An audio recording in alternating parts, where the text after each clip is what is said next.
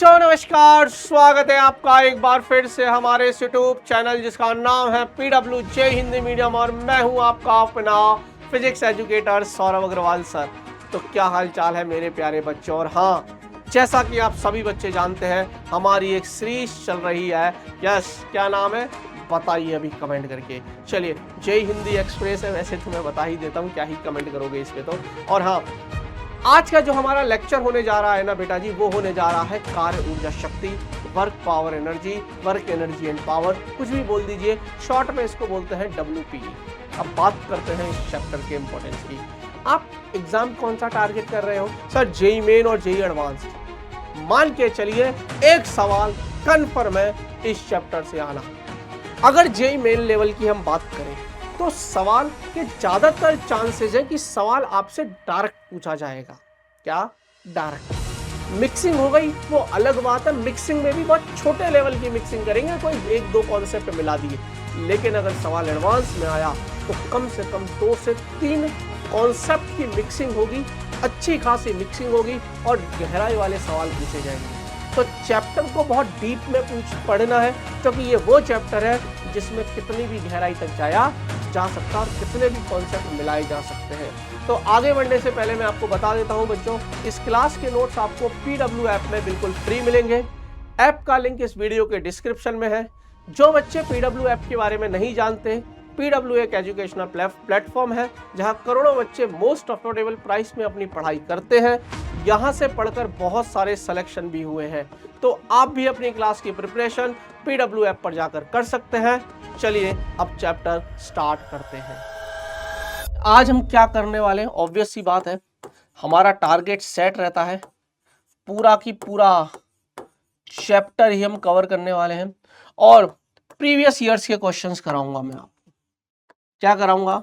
मैं आपको PYQs कराऊंगा, प्रीवियस ईयर्स के क्वेश्चंस कराऊंगा। बड़े शानदार शानदार से सवाल है, एक एक सवाल पे मेहनत करेंगे, एक एक सवाल को सॉल्व करेंगे।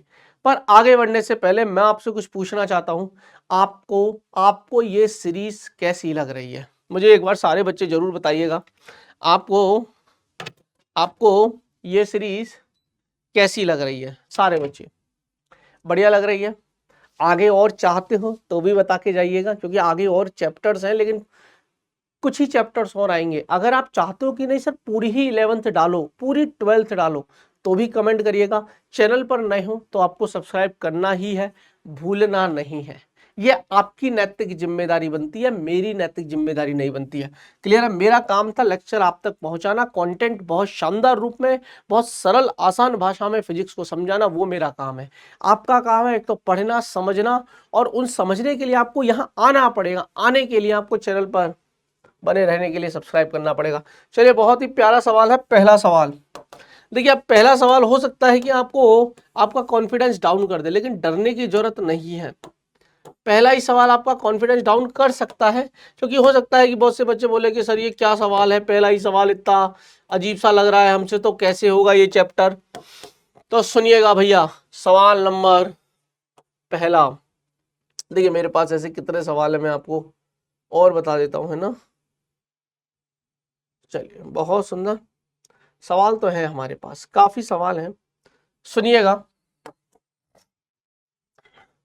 दिखाए गए चित्रानुसार स्मॉल एम द्रव्यमान का एक गुटका, है ना, स्मॉल एम द्रव्यमान का एक गुटका प्लेटफॉर्म पर रखा है। दिस इज द प्लेटफॉर्म, जो विराम से नियत त्वरण g/2 से ऊपर की ओर चलना आरंभ करता है। गुटके पर लगने वाले अभिलंब प्रतिक्रिया बल द्वारा समय t में किया गया कार्य। अब देखिए इसमें ना मिक्सिंग क्या है, इस सवाल में जो न्यूटन की गति के नियम है ना, उसका मिक्सिंग है, हल्का फुल्का, ज्यादा नहीं है, बस फ्री बॉडी डायग्राम बनाना है, बस उसकी मिक्सिंग है। तो ऐसा नहीं है, मैंने बोला ना कि कभी कभार मिक्स, छोटा मिक्स हो सकता है, पर बहुत गहराई वाला जो मिक्स है ना, वो तो एडवांस लेवल पे ही आएगा। या डायरेक्ट ही सवाल पूछते हैं, ये डायरेक्ट भी बोल सकते हो, ज्यादा कुछ में बहुत गहरी मिक्सिंग नहीं है, मैं पहले ही बता देता हूँ। सिर्फ हल्का सा फ्री बॉडी डायग्राम बनाने की मिक्सिंग थी। पर सवाल समझिए क्या है, अब मैं आपको थोड़ा सा फील कराता हूं प्लेटफॉर्म बनाकर, है ना। डायग्राम के साथ पढ़ेंगे, पहले ही कह देता हूं बच्चों। चीजें अगर आप, अच्छा कोई बच्चा होगा जो यहाँ पर बोलेगा अरे सर थोड़ा जल्दी करिए ना सर, सर जल्दी करिए ना सर, ठीक है। तो अगर किसी को जल्दी है ना भाई, अरे यार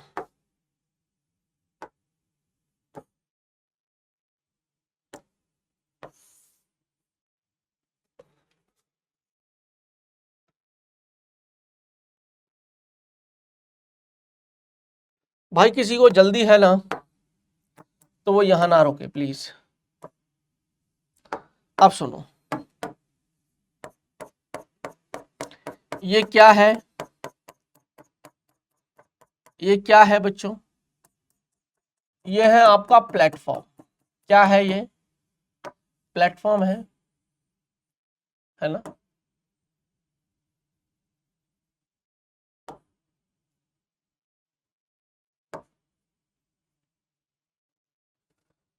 सुनिए,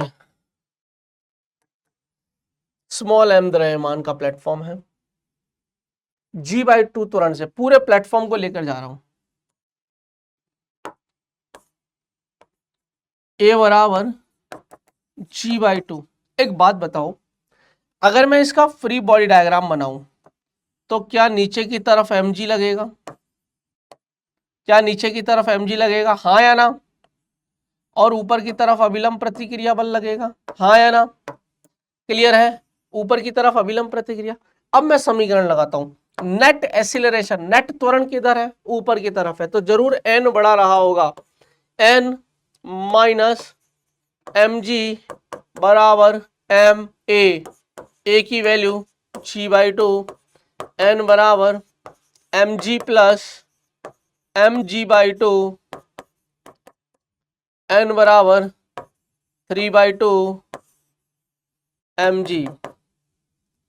सवाल में पूछा क्या है, सवाल में पूछा है कि अभिलंब प्रतिक्रिया बल द्वारा किया गया कार्य। अब सुनो, क्या ये बल ऊपर लग रहा है, मैंने बोला t बराबर 0 से कहानी शुरू हुई थी और यहां से चलते चलते इसने, है ना, मान लेते हैं कि किसी समय t पर, किसी समय t पर ये यहां आ गया, किसी समय t पर ये यहां आ गया, है ना, t बराबर 0 से कहानी, और इसने ऊपर की तरफ विस्थापन किया है ना, किधर किया है, ऊपर की तरफ इसने विस्थापन है इसका, ऐसे रख लो चलो, है ना, समझ गए क्या, अरे आप लोग समझ गए क्या भाई। तो ये हो जाएगा h मान लो या s मान लो, चलो।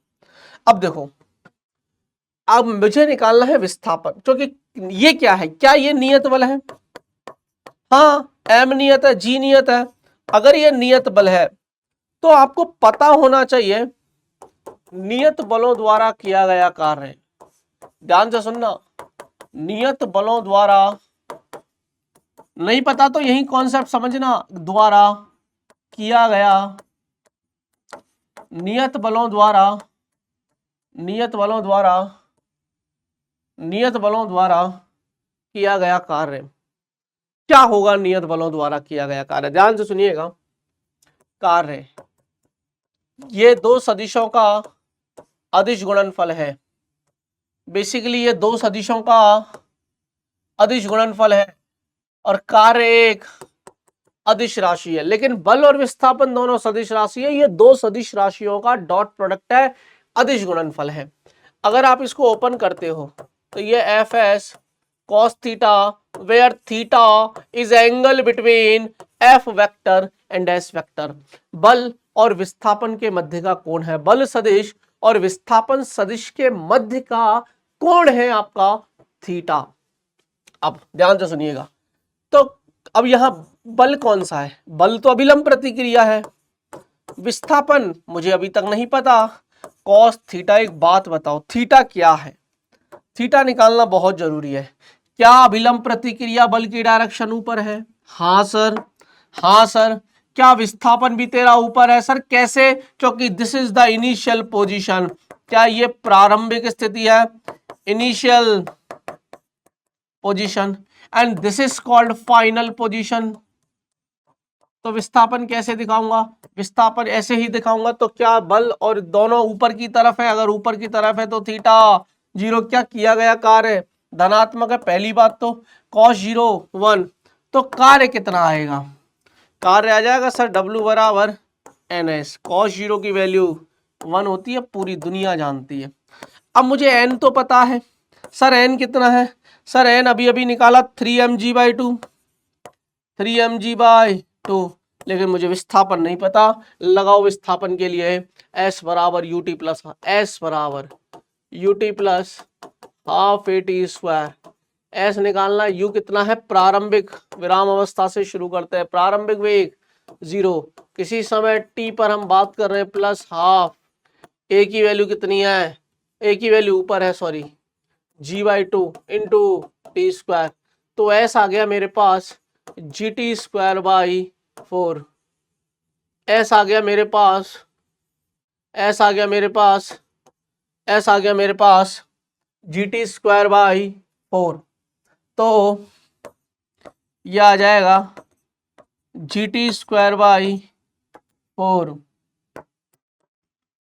s आ जाएगा gt²/4।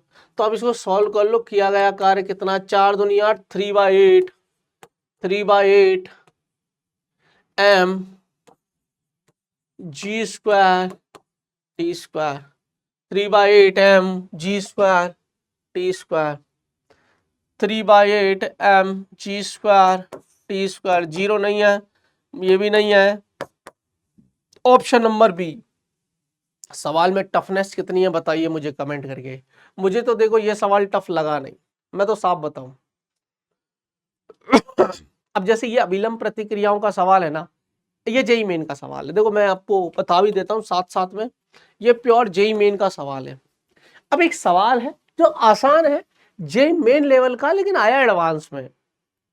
जेई मेन लेवल का है लेकिन आया एडवांस में है, पर पुराना है 2008 में। उस समय इतना अच्छे लेवल नहीं था। लेवल मतलब देखो समय के साथ लेवल बढ़ता भी जा रहा है, ऐसा मत समझना। या यूं मान लीजिए कि उस पर्टिकुलर 2008 में या 2009 में ये सवाल आया है, 2009 के टाइम पे ये सवाल आसान रहा होगा, ऐसा बोल सकते हो। पेपर जो भी लेवल का रहा होगा, है ना। अब सुनिएगा ध्यान से, ठीक है। 2009 में बच्चों मैं 11th क्लास में था, क्योंकि मैंने जब पहली बार जेई दिया था तब 2010 में दिया था। तब करंट सवाल था ये हमारे पास, करंट, वो होता है ना, बिल्कुल ताजा सवाल था ये। खैर हमारे बैच में हुआ था ये सवाल, मुझे अभी भी याद है इस चीज को। हमारे बैच में हमारे सर ने करवाया था ये सवाल, जब ये चैप्टर पढ़ाया था, और आज मैं करवा रहा हूँ इस सवाल को। सुनिएगा, प्रश्न नंबर 2 आपको समझ में आया क्या? पहला नंबर का सवाल बिल्कुल क्लियर है क्या बच्चों? किसी को कोई डाउट है क्या? अब सुनो, है ना, ये क्या है हमारा आंसर। अब ये भी सवाल है, ये भी थोड़ी मिक्सिंग है, और मैं चाहता हूं कि ये जो मिक्सिंग है ना, ये आप सभी बच्चे करिए, कोशिश करिए सवाल को करने की। मैं आपसे एटलीस्ट सवाल को पढ़िए, 1 से 2 मिनट का समय ले रहा हूं, फिर उसके बाद मैं ही करवा दूंगा बेटा इस सवाल को। पर मैं ऐसा इसलिए कह रहा हूं ताकि आपको थोड़ा समझ में आए। जैसे सवाल क्या है, सवाल को मैं पढ़ता भी हूं, कोशिश करिएगा सुनने की।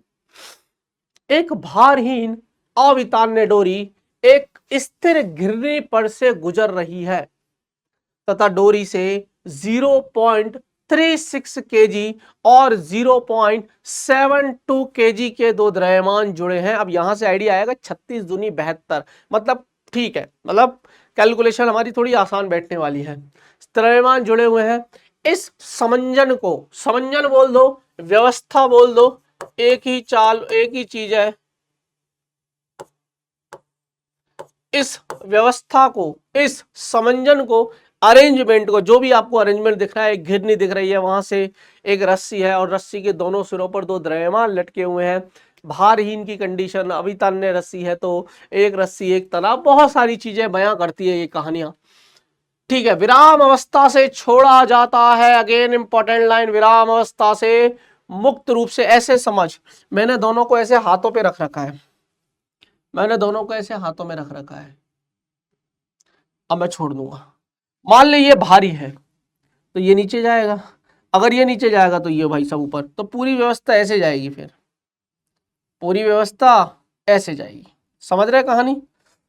तो हम छोड़ते हैं, तो प्रथम सेकंड में, यानी कि 1 सेकंड में डोरी द्वारा 0.36 केजी के द्रव्यमान पर संपन्न कार्य हमसे पूछा है वो भी जूल में निकालना है, और हमें दिया है कि भैया जी की वैल्यू जो है ना, अगर आपको कहीं यूज करने की जरूरत पड़ जाए तो आप जी की वैल्यू को 10 ले लेना, कैलकुलेशन को टफ मत करना। ऐसा मैं नहीं, ऐसा सवाल में दिया है, यहाँ नीचे 4 ऑप्शंस दे रखे हैं, सवाल को कोशिश करते हैं करने की। प्रश्न नंबर है आपके पास 2, यानी कि ये है हल नंबर 2। क्लियर है? चलिए अब ध्यान से सुनना, थोड़ा सा पैशंस के साथ। अभी अभी हमने अभिलंब प्रतिक्रिया के साथ ये कहानियां करी, अब हम थोड़ा सा इसके साथ करते हैं। सेम सा ही सवाल है, बस हल्का सा पैटर्न चेंज कर दिया है, लगभग सेम सा सवाल है। और कहाँ आया है? जेईई एडवांस के अंदर। अब बताओ, अब बच्चा लगता है ओ भाई कितना तगड़ा सवाल है। सवाल नहीं है यार, आसान है अगर आप थोड़ा सा ढंग से समझो तो। इसको ले लेता हूं बेटा जी 0.36 kg, और इसको ले लेता हूं 0.72 kg। घिरनी है, सब कुछ है, ठीक है। एक बात बता, ध्यान से सुनना, फ्री बॉडी डायग्राम, क्या ये नीचे की तरफ इस पर आ जाएगा 3.6 न्यूटन? अबे एम इतना है, जी की वैल्यू 10 ले लो, तो 0.36 इंटू 10 3.6 न्यूटन। इधर आ जाएगा 7.2 न्यूटन। अगर मुझे रस्सी में तनाव दिखाना है तो संपर्क बिंदु पर बैठ जाओ और बाहर की तरफ छाता खोल दो। एक रस्सी एक तनाव, एक रस्सी, क्योंकि ना तो रस्सी का द्रव्यमान है, रस्सी अगर द्रव्यमान ही ना और अवितान्य है, खिंचती नहीं है, खिंचाव रहित है। सुनिए एक बात बता, क्या लग रहा है क्या होगा इसके साथ? अभी ये कहानी बिल्कुल t बराबर 0 पर पता है कैसी है, मैं आपको थोड़ा सा फील कराऊं तो। अभी ये कहानी t बराबर 0 पर यहां पर दे रखी है, t बराबर 0 पर ये सिचुएशन है। अब होगा क्या बेटा, ये भारी है ना, तो ये भाई साहब नीचे आना शुरू करेंगे। छोड़ दिया u बराबर 0 से, है ना, u बराबर 0 से, दोनों का वेग 0 है। अब ये नीचे जाएंगे तो ये भाई साहब ऊपर जाएंगे। एक ही त्वरण है, रस्सी अवितान्य है। यहां तक की कहानी कितने बच्चों को समझ में आई? थोड़ा मुश्किल है ना? समझ में आ रहा है तुमको मेरा पढ़ाया हुआ? भाई ये नीचे जाएगा, ये ऊपर जाएगा। विराम अवस्था से है ना, दोनों ऐसे हाथ में बिठा रखे थे मैंने, ऐसे जाएंगे ना, ये नीचे जाएगा ये ऊपर जाएगा, तो u बराबर 0 है दोनों का, t बराबर 0 से कहानी शुरू करी। नीचे mg है, ऊपर t है। रस्सी का तनाव सेम होगा, क्यों? रस्सी में तनाव सेम होगा क्योंकि रस्सी द्रव्यमानहीन है, खिंचाव रहित है। सब कुछ दिया था सवाल में। मुक्त छोड़े जाने के प्रथम सेकंड में, अब t बराबर 1 सेकंड की सिचुएशन बनाता हूं। मान ले ये तो नीचे चला गया, 1 सेकंड के बाद ये कहानी आई। t बराबर 1 सेकंड पर कौन है? 0.36 kg, 0.36 kg वाला 1 सेकंड पर यहां पहुंच गया है। 0.36 kg 1 सेकंड पर ये यहां पहुंच गया। अब ध्यान से सुनिएगा कहानी को, मुझे निकालना क्या है, पर्पस पता होना चाहिए।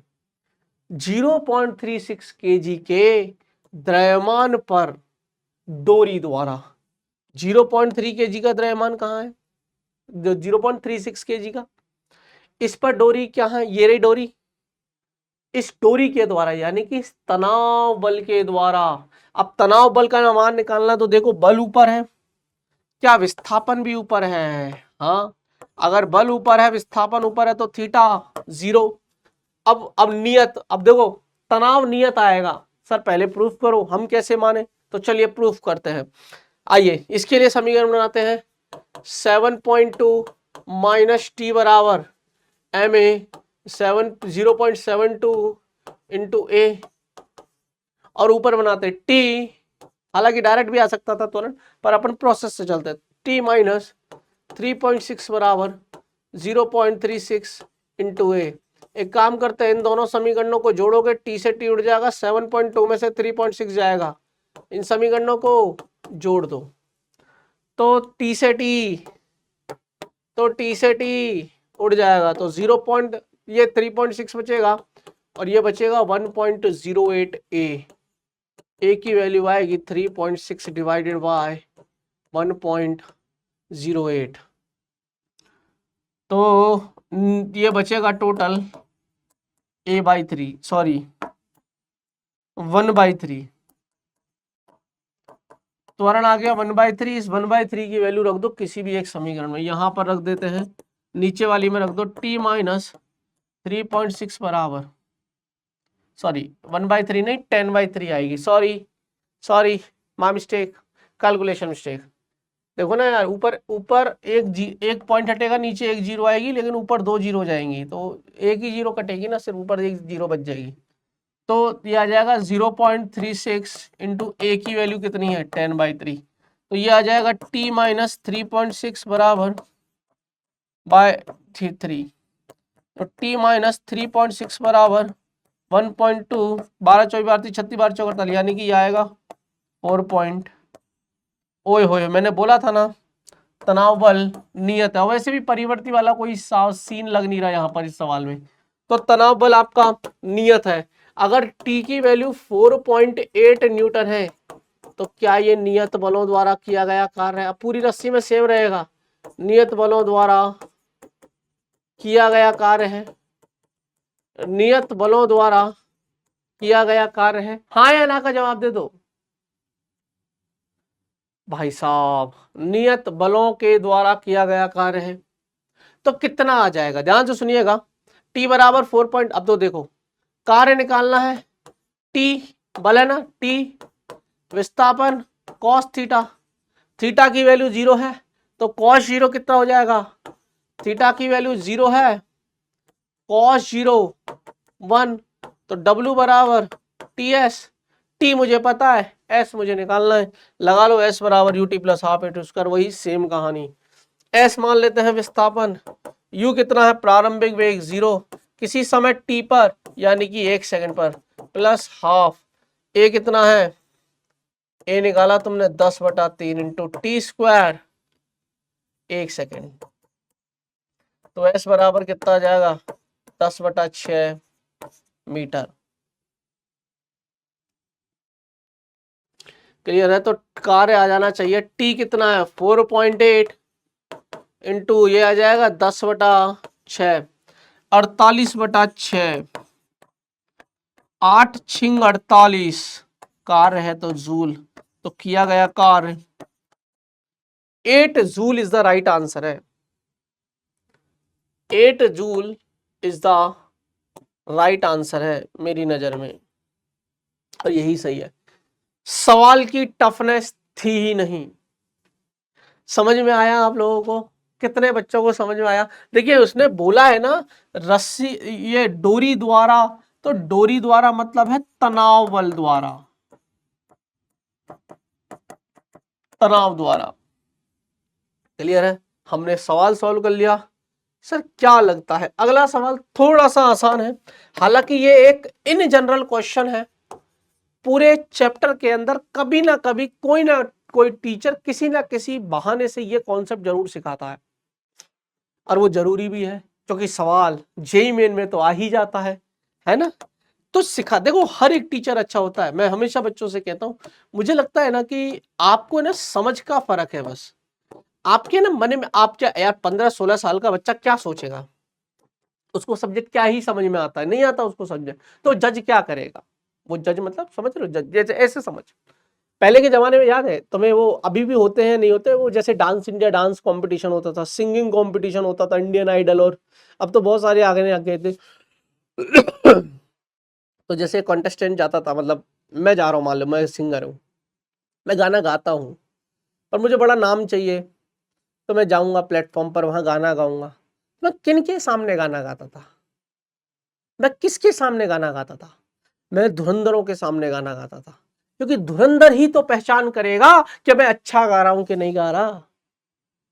सोच, अगर वहां पर अल्लड़ आदमी को बिठा दूं, सुनना मेरी बात को लिंक करना, मैं कहां जाना चाह रहा हूं, कहां ले जाना। मैं वहां पर ऐसे आदमी को बिठा देता हूं, उन आदमियों को जिनको सिंगिंग का कुछ नहीं आता, वो तो मुझसे भी बेसुरा गाते, और अब मैं उनके सामने गा रहा हूं। पहली चीज, अगर वो सारे भावनाओं में बह गए, या ऐसे समझ वो क्या ही जज करेंगे, मैं समझ रहा है, उनको क्या पता सुर क्या है, उनको क्या पता ताल क्या है। अब आपको मैं कैसा भी गा दूं, क्या आपको मजा आ जाएगा? अरे हाँ यार क्या गाया है भाई ने, तुम्हें खुद नहीं आता। मैंने बोला मेरी गलती बता, पता ही नहीं है। मैंने बोला मेरा लेवल बता, पता ही नहीं है। सेम, तुम 15-16 साल के बच्चे होते हो, 17 साल के बच्चे होते हो, तुम्हें नहीं पता ना लेवल, समझ रहे हो? तुम जज करते हो हमें।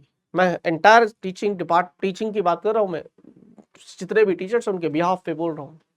तुम जज करते हो, तुम्हें वो कौन भाई, तुम हो कौन, तुम्हें जानता कौन है, और तुम जज करने का हक दिया किसने? हमारे टाइम पे तो नहीं था, हमारे टाइम पे तो सर आते थे, पढ़ाते थे और चले जाते थे। हमको लगता था कि शायद हमें सीखना बाकी रह गया है, तो सीख भी गए इस बहाने से। तुम्हें लगता है कि यार ये मास्टर सिखा नहीं रहा है यार, इसको लगता है या अब रील्स वाली दुनिया है ना कि यार वो ये नहीं है, वो नहीं है, दिखावे वाली दुनिया। मत पढ़ो भाई, यहीं पर आ जाओ, यहीं पर सच्चा कंटेंट मिलेगा। चैनल चैनल पर आ जाओ, पहली चीज। तो दूसरी चीज, मत करो यार, जज वज मत किया करो। सब टीचर्स अच्छे होते हैं, बस समझ का फेर होता है। कमियां अपने में भी देखना शुरू करो। ठीक है, आई होप मेरी बात आप तक पहुंच गई होगी। मैंने जो बोलना चाह रहा था वो बोल दिया, लेकिन ज़्यादा नहीं बोल पाऊंगा, क्योंकि कभी कभी चीज़ें कहीं और भी पहुंच जाती हैं। वहां मुझे पहुंचाना नहीं है, ना मुझे कोई कंट्रोवर्सी चाहिए। शांति से पढ़ना है, शांति से पढ़ेंगे। सुनिए, बिना नहीं, बिंदु द्रव्यमान स्मॉल एम के गुरुत्व क्षेत्र में, गुरुत्वाकर्षण क्षेत्र संरक्षी क्षेत्र है, असंरक्षी क्षेत्र है? संरक्षी क्षेत्र है। अच्छा, ये बता दिया मैंने, कंजर्वेटिव ग्रेविटेशनल फील्ड है ना, कंजर्वेटिव इन नेचर होता है। किसी गतिमान कण को ए से बी तक विभिन्न पथों 1, 2, 3 से, ये सवाल सिर्फ 2003 में नहीं आया, ये जेईई मेन में भी आ चुके हैं बहुत बार, पर रूप अलग हो सकता है, भावनाएं वही है, पर आंसर सबका सेम ही है इस तरीके के। बस एक चीज दिमाग में जरूर रख लेना, अगर ये संरक्षी क्षेत्रों में है तो। ठीक है, 1, 2, 3 से ले जाने में किया गया कार्य इतना। अब देख सोच, मैंने क्या किया, मैं बिंदु ए से लेकर जा रहा हूं, पहले मेरे मन हुआ कि मैं ऐसे लेकर जाऊंगा, तो this is path 1, this is path, this is path 1। फिर मेरा मन हुआ नहीं नहीं ऐसे नहीं, ऐसे लेकर जाऊंगा। फिर मेरा मन हुआ नहीं नहीं नहीं नहीं ऐसे नहीं, ऐसे लेकर जाऊंगा। 3 अलग अलग रास्तों पे। अब एक बात बताऊं, संरक्षी बल क्षेत्रों में द्वारा जो किया गया कार्य है ना, वो कण के पथ पर निर्भर ही नहीं करता, केवल इस बात पर निर्भर करता है कि कण कहाँ था और कहाँ है। यहां पर था और यहां है, क्या तीनों का विस्थापन सेम आएगा? हाँ सर, यूं ही आएगा। इस बात से कोई फर्क ही नहीं पड़ता, कण को कैसे भी लेकर चल, कार्य डिपेंड ही नहीं करेगा। हम बात करें संरक्षी बल क्षेत्रों की, और गुरुत्व क्षेत्र एक संरक्षी क्षेत्र है, तो किया गया कार्य इसके द्वारा W1 मान लो, इसका W2 और इसका W3, तो तीनों का रिलेशन सेम आएगा। संरक्षी बल क्षेत्रों द्वारा किया गया जो कार्य होता है ना, संरक्षी बल क्षेत्रों में जो किया गया कार्य होता है ना, ये मानो कि वो किसी पर पथ पर डिपेंड नहीं करता, वो डिपेंड करता है प्रारंभिक और अंतिम स्थिति पर। मतलब इसमें है क्या, समझाऊं क्या? हो गया, कॉन्सेप्ट भी हो गया, दिमाग में रखिएगा। अब देखो अगला सवाल, सवाल आपके सामने है, प्रश्न नंबर 4।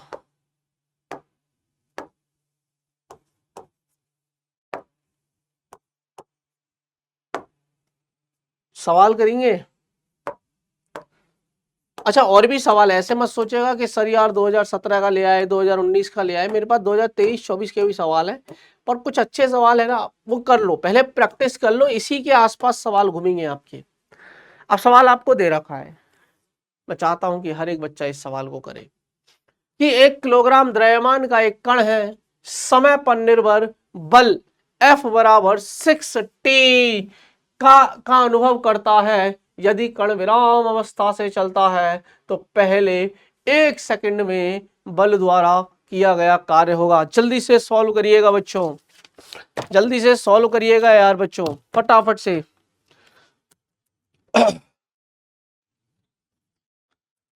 सारे बच्चे, अबे यही हूं मैं, कहीं नहीं किया हूं। बच्चा सोच में पड़ जाता है, पता नहीं कहाँ चला गया है मास्टर हमारा। तो लोग बड़े डरते हो यार।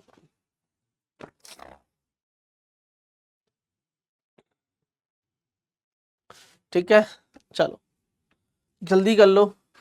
कुछ एक आधा सवाल मैं सोच रहा हूँ कि अगर मेरे को मिल जाता है तो मैं इधर से भी करा दूंगा, है ना। जल्दी भाई जल्दी। अच्छा चलो, करना है आपको, करना है सवाल, मेरे को नहीं करना। आंसर बताना है बस मेरे को। तो सवाल करिए सारे बच्चे।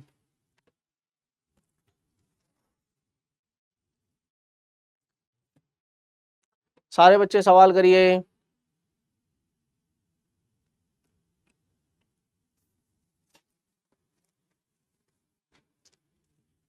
हो गया।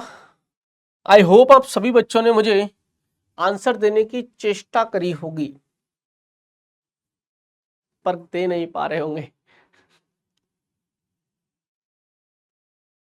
मजा आ रहा है सवाल में? सीखे सीखे सवाल को। मैं कह रहा हूँ 1 घंटे में हम तो 8 सवाल ही करते हैं, लेकिन वो 8 सवाल से हमारे कम से कम जेई मेन में अगर उस पैटर्न के सवाल आते हैं ना, तो हमारे 8 नए कॉन्सेप्ट क्लियर हो जाने चाहिए। अगर तुमको हर एक सवाल में एक नया कॉन्सेप्ट सीखने को मिल रहा है तो 1 घंटे में 8 कॉन्सेप्ट सीखने को मिलेंगे। 8 कॉन्सेप्ट बहुत होते हैं बेटा। 3-4 घंटे में नए नए 30-35 कॉन्सेप्ट सीख लिए ना, जेई मेन में वहीं से सवाल बनने के चांसेस आ जाएंगे। कोई बदकिस्मत होगा जो कहीं और से, या कोई कॉन्सेप्ट छूट गया और नहीं हुआ वो तुमसे, तब वहां से कोई सवाल बना के दे दे। अब जैसे मैं कराता हूँ, देखो अब बच्चा डरने लग गया। देखो क्या दे रखा है, नियत बल नहीं है इस बार। F is equal to 60। F को क्या लिख सकता हूँ, ma 6 इंटू टी। ए बराबर क्या आ जाएगा, 6t/m गिवन है। इसको मैं जीवन भी बोल देता हूँ। m कितना दे रखा है, 1 kg दे रखा। मैंने नहीं बोला है, दिया है सवाल में। तो m की वैल्यू 1 रखोगे तो a की वैल्यू कितनी आ जाएगी, 6t आ जाएगी। a को क्या लिख सकता हूँ, त्वरण है ना, वेग में परिवर्तन की दर। मामला ही सेट हो गया, सिर्फ करते जाना है। अब मुझे बड़ा मजा आता है ऐसे सवालों में। कुछ भी नहीं है, सिर्फ करते जाना है, कलम चलाते जानी है। क्या करोगे, एक बिरादरी वालों को एक तरफ, तो dv बराबर 6t dt समाकलन t बराबर 0 पर कुछ दे देना चाहिए हिंट। या तो यदि कण विराम अवस्था से चलता है तो किसी, यानी कि विराम अवस्था का मतलब है u बराबर 0 है, और किसी समय t पर यानी कि 1 सेकंड पर इसका वेग है v। तो ये हो जाएगा अभी, और ये 6 तो बाहर आ जाएगा, t²/t। एक काम करते हैं, एक काम करते हैं, किसी समय t पर निकाल लेते हैं ना, 3t। ठीक है, मैं इन जनरल निकाल लेता हूँ, किसी समय t पर इसका वेग है ये। तो ध्यान से सुनिएगा, v बराबर कितना, हालांकि आंसर डायरेक्ट आ जाता, अब v आ जाएगा, ये हो जाएगा 6। t क्या करोगे तो t²/3, 0 से लेके t तक ये कट जाएगा, तो ये आ जाएगा 3t²। अब सुनो, t बराबर 0 पर क्या प्रारंभिक वेग u इनिशियल या v इनिशियल ले लो, प्रारंभिक वेग 0 था, और किसी समय t बराबर 1 सेकंड पर अंतिम वेग इसका कितना हो जाएगा, 3t1, तो 3। अब एक बताओ, प्रारंभिक गतिज ऊर्जा कितनी आ जाएगी, जब वेग ही 0 है तो प्रारंभिक गतिज ऊर्जा 0, अंतिम गतिज ऊर्जा हाफ m कितना है, t², हाफ m v², अंतिम वेग कितना है 3 का स्क्वायर, तो गतिज ऊर्जा अंतिम वाली कितनी आ जाएगी, 4.5 जूल। मेरे पास प्रारंभिक गतिज ऊर्जा है, मेरे पास अंतिम गतिज ऊर्जा है, मेरा दिमाग यहां से चलना शुरू होता है वर्क एनर्जी थ्योरम की तरफ। वर्क एनर्जी थ्योरम, किया गया जो कार्य होता है ना, वो गतिज ऊर्जा में परिवर्तन के बराबर होता है। इसका मतलब के फाइनल माइनस के इनिशियल। के फाइनल कितना है 4.5 जूल माइनस इतना, यह आ जाएगा 4.5 joule. Is the right answer, होना चाहिए मेरे हिसाब से, सवाल में होना चाहिए। चलिए, सवाल में कोई भी टफनेस नहीं थी। आप पहले सवाल को देखिए, क्या लगता है सवाल कितना टफ रहा होगा। डायरेक्ट सवाल आते हैं जेई में, डायरेक्ट हल्का फुल्का घुमा देंगे, बच्चा घूम जाता है, घूमने की जरूरत ही नहीं है भाई। क्वेश्चंस की प्रैक्टिस करी होगी ठीक ठाक से तो आपसे ये सवाल होना शुरू हो जाएंगे, वरना तो नहीं होंगे। अगर आपने थोड़ी बहुत यानी कि ठीक ठाक सी भी क्वेश्चंस की प्रैक्टिस की होगी ना, तो बच्चों आपसे सवाल होना शुरू हो जाएंगे। यहां तक कितने बच्चों को समझ में आया? चलिए, एक सवाल है मेरे पास। अब ये कुछ बेसिक बेसिक से सवाल है ना, मैं लिख देता हूं। ये कितने कितने सवाल हमारे पास बच रहे हैं, मैं वो सवाल लिख देता हूं। चलिए, सवाल है प्रश्न नंबर 5वां, अभी आपसे करवाऊंगा, डोंट वरी। सवाल नंबर 5वां है ना, प्रश्न नंबर 6, हल नंबर 6, प्रश्न नंबर 7वां भी है क्या? ओए होए होए होए, ये बढ़िया सवाल लगता है मेरे को। हल नंबर 7वां और भी है क्या? ओए होए होए होए, 8वां, हल नंबर 8वां और भी है क्या? ओए, ये भी है क्या? 9 नंबर का और भी है आगे सवाल, है ना, वो मैं दिखाते जाऊंगा धीरे धीरे, है ना। ये जैसे ये रहा सवाल, ठीक है।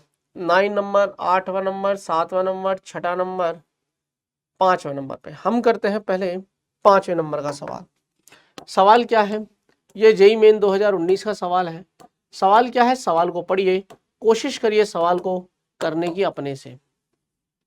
बढ़िया, बिल्कुल प्यारा जेई मेन लेवल चल रहा है, यही जेई मेन का सवाल है, यही जेई मेन का लेवल है। सुनिए, सवाल हमको दे रखा है कि 2 किलोग्राम द्रव्यमान के पिंड पर एक बल लगाते हैं जिससे इसकी स्थिति का समय के साथ जो परिवर्तन है x बराबर 3t² + 5 है।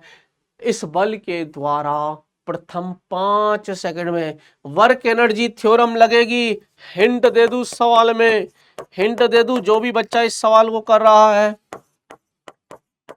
वर्क एनर्जी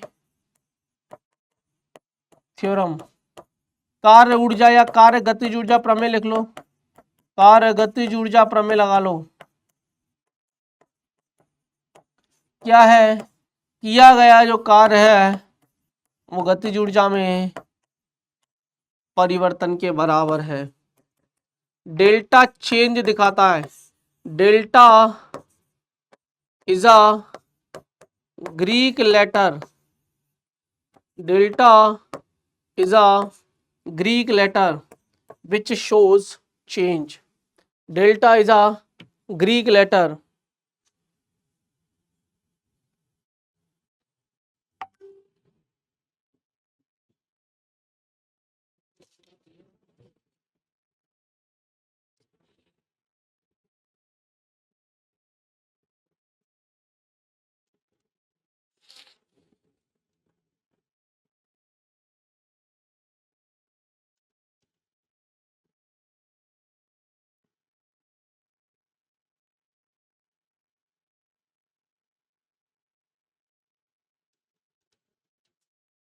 चलिए आप करिए सवाल में कुछ।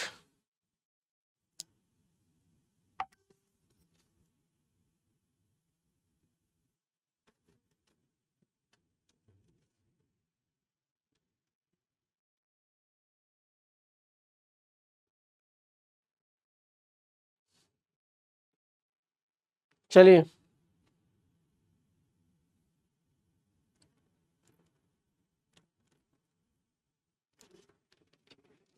करिए। अरे कुछ, हाँ हो गया। सॉरी सॉरी यार, मैं कहीं बिजी हो गया था, मतलब एक अर्जेंट ऑफिशियली काम था, मतलब कुछ मैसेज वैसेज आते रहते है ना। अब जैसे कोई अर्जेंट मैसेज ना आ जाए ना, कोई क्लास की बात ना हो जाए, इसलिए कभी कभार थोड़ा सा देख लेना पड़ता है ना। जब तक आपने आई थिंक क्वेश्चन किया होगा। सवाल क्या है? सवाल यह है कि एम दे रखा है हमें 2 kg, द्रव्यमान हमें 2 किलोग्राम का है। पिंड पर बल लगाते हैं जिससे उसकी स्थिति का समय के साथ परिवर्तन x बराबर 3t स्क्वायर प्लस 5 इस बल द्वारा प्रथम 5 सेकंड में। अब देखिए, अब मैं कार्य ऊर्जा वो लगाऊंगा है ना, मुझे कार्य गतिज ऊर्जा प्रमेय लगानी है। तो देखो, मैं पहले तो v निकालना पसंद करूंगा। बहुत सिंपल, dx/dt। तो मेरे पास कितना आ जाएगा? 6t। तो v आ जाएगा 6 × t। अगर मैं t बराबर 0 रखूं तो क्या वेग 0 है? अगर वेग 0 है तो क्या गतिज ऊर्जा भी 0 है? अगर मैं t बराबर 5 सेकंड रखता हूं तो वेग मेरे पास 30 मीटर पर सेकंड आ जाएगा। अब 5 रखो, 6 पंजे 30। तो मेरे पास अंतिम गतिज ऊर्जा हाफ m कितना है? 2 × v²। 2 से 2, तो अंतिम गतिज ऊर्जा आ जाएगी 900 जूल। प्रारंभिक गतिज ऊर्जा पता है, अंतिम गतिज ऊर्जा पता है, क्या लगा लो? कार्य गतिज ऊर्जा प्रमेय। तो कार्य किया गया, कार्य गतिज ऊर्जा में परिवर्तन, तो के फाइनल माइनस के इनिशियल 900 माइनस के 0 किया गया कार्य 900 जूल। सवाल बहुत सस्ता सवाल। सर तो आप क्यों करा रहे हो? जेईई मेन का आया है। मैं आपको दिखा रहा हूं कि सवाल टफ नहीं आते हैं।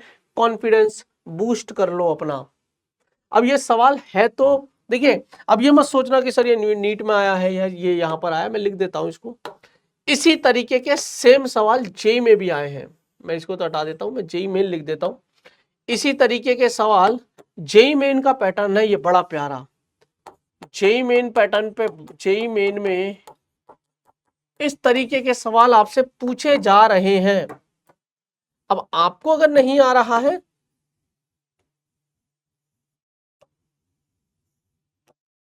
थोड़ा सा साफ सफाई का हमें ध्यान रख ले तो अच्छा हो जाएगा, हमारा लेक्चर और सुंदर दिखेगा। पीपीटी भी आपको अगर चाहिए तो हमारे ऐप पर आ जाओ भाई। पीपीटी या इसका पीडीएफ चाहिए ना तुम्हें तो हमारे ऐप पर आ जाओ। अब सुनो, इस तरीके का सवाल जेईई मेन पैटर्न है, बहुत अच्छा है, बहुत अच्छा सवाल। मतलब बहुत अच्छा, मतलब बहुत चांसेस है इस तरीके के पैटर्न के पूछे जाने की। सवाल बहुत आसान है, टफ बिल्कुल भी नहीं है। सुनिएगा, किसी कण का हल नंबर हम क्या करेंगे बेटा? 6 करेंगे। किसी कण पर y दिशा में कोई बल है F इक्वल टू 20 + 10y। और ये आए हैं जेईई में। मैं तो हर साल पेपर डिस्कस करता हूँ। मैं तो जनवरी के जितने भी मेमोरी बेस्ड जो पेपर होते हैं, जैसे ही आपका एग्जाम खत्म होता है ना, हम सवाल करने पहुंच जाते हैं, हम लाइव आ जाते हैं। हिंदी मीडियम के बच्चों के लिए पेपर डिस्कशन बहुत करवाता हूँ, ठीक है ना। तो अब हमें तो पता चल जाता है कि इस पैटर्न के सवाल आए हैं। तो इस तरीके का पैटर्न का सवाल देखने को मिला है। किसी कण पर y दिशा में कोई बल है F इक्वल टू 20 + 10y कार्य कर रहा है। ये नियत बल नहीं है, ये परिवर्ती बल है। देखिए, पहचानिए।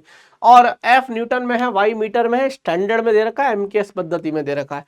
इस कण को y बराबर 0 से y बराबर 1 मीटर तक गति कराने के लिए किया गया कार्य। अगर बेटा मैं इसको यहां कर दूं, कितना सुंदर लगूंगा, सोच। हाँ यार मास्टर, बात तो बिल्कुल कतई सही कह दी मास्टर।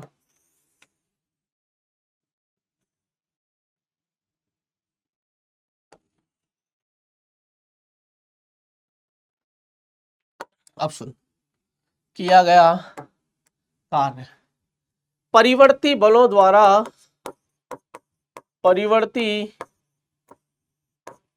परिवर्ती बलों द्वारा, अगर आपको नहीं पता तो लिख देता हूं, किया गया कार्य अगर आपको निकालना है तो मैं इन जनरल लिख देता हूं F dot D R R1 से लेके R2 तक। ठीक है, हो गया। अब यहां पर निकालना है हमें कार्य। अब हमें यहां पर निकालना है कार्य R1 से लेके R2, यानी कि y बराबर 0 से लेके y बराबर 1 तक। f कितना है 20 प्लस 10y, f हो गया। dr dy ले लो। अच्छा थीटा भी लेना पड़ेगा, cos 0 हो जाएगा थीटा। क्यों? क्योंकि हम जब थ्योरी पढ़ाते तब बताते उसी के हल्का सा। ऑब्वियसली बात है कि बल जो है वो नियत नहीं है और बल स्थिति के साथ लगातार। पर मैंने छोटा सा dy चेंज किया और मैं मान लेता हूं कि उस छोटे से dy में तेरा बल ऑलमोस्ट नियत था। तो नियत बल था तो कैसे लिखेंगे, दिस डॉट दिस, सो खोलोगे दिस गुना this into cos theta. Theta 0 है क्योंकि y भी उधर है और y का ही फलन है, बल भी उसी दिशा में विस्थापन है, थीटा 0 है। तो किया गया जो कार्य आएगा वो आएगा बेटा जी 0 से लेके 1, 20 प्लस 10y dy। अब इसका समाकलन कर लो, आंसर आ जाएगा। इसका समाकलन कर लो, देखो 20y plus 10y square by 2, 0 से लेके 1 डालोगे तो 20 और ये 1, तो w इज इक्वल टू 1 डालोगे ना 20 और ये 10 बटा 2 5, 20 5 25। ये अपर लिमिट डाली माइनस लोअर लिमिट डालोगे 0। तो किया गया कार्य 25 joule is the right answer. यहां तक कितने बच्चों को समझ में आया? ये एक पैटर्न है। अब ये तो यहां पर चलो y का फलन दे दिया, कभी कभी वो x का फलन दे देंगे और सीमाएं भी x में रख देंगे, सीमाएं भी x में रख देंगे। क्लियर है? क्लियर है? चलिए ओके, प्रश्न नंबर 7। अच्छा 6 की हम लीला समाप्त कर देते हैं। अब प्रश्न नंबर 7 करेंगे, 8 करेंगे, 9 करेंगे। 3 सवाल अभी पहले करेंगे, मतलब ऑब्वियस सी बात है एक जैसे से ही है लगभग इसलिए कहा है ना। फिर थोड़ा सा हल्का सा मैं संघट्ट पे जाऊंगा, टक्करों पे जाऊंगा। क्लियर है? सवाल पढ़िए, सवाल क्या है, मजा आएगा। यकीन मानिएगा जेई मेन के सवाल हैं, ये प्योर जेई मेन के सवाल हैं। सर यहाँ लिखा तो नहीं है, इसलिए नहीं लिखा क्योंकि जहां से सवाल मैंने ये उठाया है वहां लिखा हुआ नहीं था, लेकिन ये सवाल आए 2023, 24, 19, 18, 17 ऐसे में ही है। पक्के मेरे पे विश्वास रखिए, पक्का मुझ पर विश्वास रखिए कि ये प्योर जेई मेन का सवाल है। आप मैच कर लेना गूगल पे अगर मिल जाए तो तुम्हें, नहीं तो भरोसा रखिए। सवाल क्या है? एक कण है जो बल 3i cap minus 12j cap, आपको पता है जो बच्चे मुझे पहले से भी जानते हैं या जिन्होंने मुझसे सदिश पढ़ा है, मैं कैप नहीं कप्पा बोलता हूं, क्योंकि ऐसा मुझे मेरे एक सर ने भी सिखाया था। अगर उन तक ये वीडियो पहुंच जाती है और हो सकता है कभी कभार वो कुछ देख ले, मान लीजिए, तो उनको याद आएगा कि अरे यार ये तो अपना ही विद्यार्थी निकला। तो सर बहुत बहुत धन्यवाद सबसे पहले तो कप्पा सिखाने के लिए, है ना। कैप है, कप्पा है, सी वो समझ जाएंगे, स्पेशली वही बोलते हैं, सिर्फ मैं नाम नहीं लूंगा। एक कण जो बल F सदिश बराबर 3i कप्पा माइनस के 12j कप्पा द्वारा दिए गए बल का अनुभव करता है, d दे रखा है हमें 4i कप्पा, विस्थापन से गुजरता है। यदि विस्थापन की शुरुआत में कण की गतिज ऊर्जा 3 जूल थी, तो विस्थापन के अंत में इसकी गतिज ऊर्जा क्या होगी? प्योर सवाल झलक रहा है, प्योर सवाल झलक रहा है। कार्य गतिज ऊर्जा प्रमेय, वर्क एनर्जी कार्य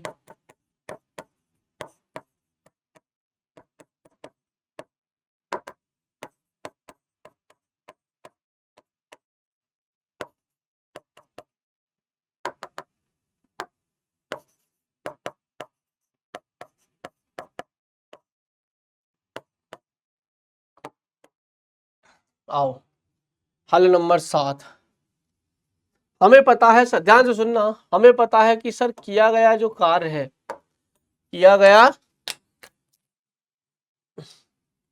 हमें पता है कि सर किया गया जो कार्य है वो के फाइनल माइनस के इनिशियल है। कार्य को मैं कैसे लिख सकता हूं? बल एफ सदिश डॉट एस सदिश या एफ सदिश डॉट डी सदिश, एफ सदिश डॉट डी सदिश नियत बलों द्वारा किया गया कार्य, बल देखो नियत है, तो दिस इज के फाइनल माइनस के इनिशियल। आपको क्या दे रखा है? आपको बल दे रखा है 3i कप्पा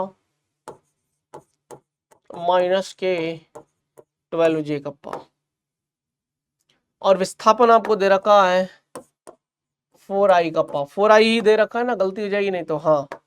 और हमको दे रखा है कि भैया विस्थापन से पूर्व जो गतिज ऊर्जा थी ना, है ना, विस्थापन के पूर्व नहीं, विस्थापन की शुरुआत में जो कण की गतिज ऊर्जा पहले, यानी कि प्रारंभिक गतिज ऊर्जा हमको दे रखी है 3 जूल, और हमसे पूछा है कि इतना विस्थापन के बाद क्या गतिज ऊर्जा रहेगी। सॉल्व कर लो। पहले इन दो सदिशों का अदिश गुणनफल करोगे, आई कप्पा 1 हो जाएगा, आई कप्पा डॉट आई कप्पा 3 × 4 ये तो 12 हो जाएगा, जे कप्पा डॉट आई कप्पा 0 हो जाएगा, तो ये तो मामला खत्म करो। के फाइनल माइनस 3, तो के फाइनल आ जाएगा 12 + 3 and this is called 15 joule. 15 joule होना भी चाहिए। बहुत सिंपल सवाल, क्या कहते हो यार? कितने बच्चों को टफ लग रही है चीजें कि मास्टर बहुत टफ है? अरे बोलो भाई, बोलो।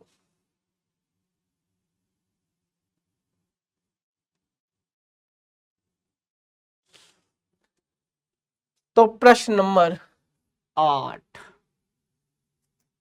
सवाल क्या है? सवाल को पढ़ेंगे, सवाल को सॉल्व करेंगे। सवाल है चेयमेन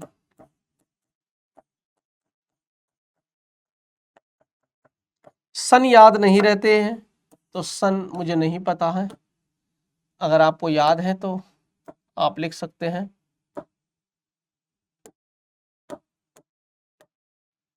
अरे यार लॉक नहीं है भाई, ये क्या हो जाता है कभी कभी। तो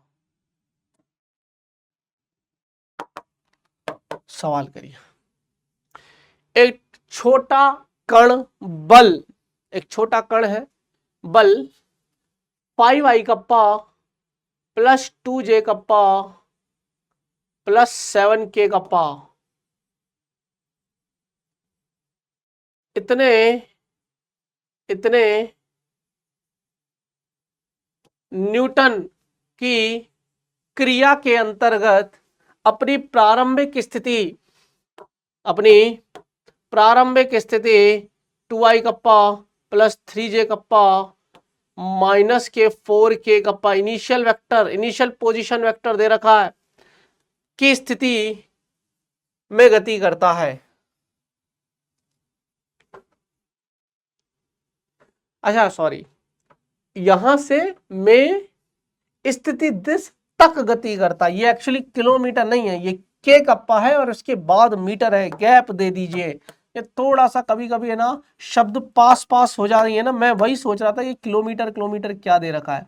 ये किलोमीटर नहीं है भाई, ये के कप्पा है और उसके बाद मीटर है। आप प्लीज समझिए, गलती नहीं करनी है, मिसप्रिंट हो सकती है सवाल में, मतलब ऑब्वियस बात है जेईई मेन में तो क्यों ही होगी। अब देख सवाल, अब फील आएगा। अब प्रारंभिक स्थिति दिस मीटर में स्थिति 5 इतने तक गति करता है, अब सही है ना? अब बिल्कुल करेक्ट है। हमें इनिशियल पोजीशन वेक्टर दे रखा है, फाइनल पोजीशन वेक्टर दे रखा है, हमसे किया गया कार्य पूछा है भैया, कार्य पूछा है। सवाल बहुत आसान है। हल नंबर 8, बल दे रखा है 5i kappa 5i kappa + 2j kappa + 7k kappa + 2j kappa + 7k kappa Newton की क्रिया है, इतना है। स्थिति सदिश आर इनिशियल, प्रारंभिक स्थिति सदिश कितना दे रखा है? वो दे रखा है 2i कप्पा + 3j कप्पा -4k kappa 2i kappa plus 3j kappa minus के 4 कप्पा, मीटर में है ना, और ये न्यूटन में है। और अंतिम स्थिति सदिश फाइनल पोजीशन वेक्टर हमें दे रखा है, कार्य का मान पूछा है ना, हाँ ठीक है, 5y kappa minus 2j kappa minus के 2j कप्पा प्लस के कप्पा। बहुत सिंपल सवाल, नॉर्मल प्रैक्टिस का सवाल, पहले ही दिन सिखा देता हूं मैं बच्चों को ये क्लास में चैप्टर के, सॉरी हल तो दे रखा है। अब सुनो, कार्य जो होता है ना बेटा जी, वो F सदिश डॉट D सदिश होता है ना, सुनना ध्यान से। D सदिश होता क्या है, विस्थापन सदिश। अगर हमें विस्थापन सदिश नहीं दे रखा तो निकाल लो, अंतिम स्थिति माइनस प्रारंभिक स्थिति। तो पहले तो हम D निकालेंगे। D कैसे निकालेंगे, R final 5y kappa minus के 2j कप्पा प्लस के कप्पा माइनस इनिशियल कितना है 2y kappa plus 3j kappa minus के 4k कप्पा।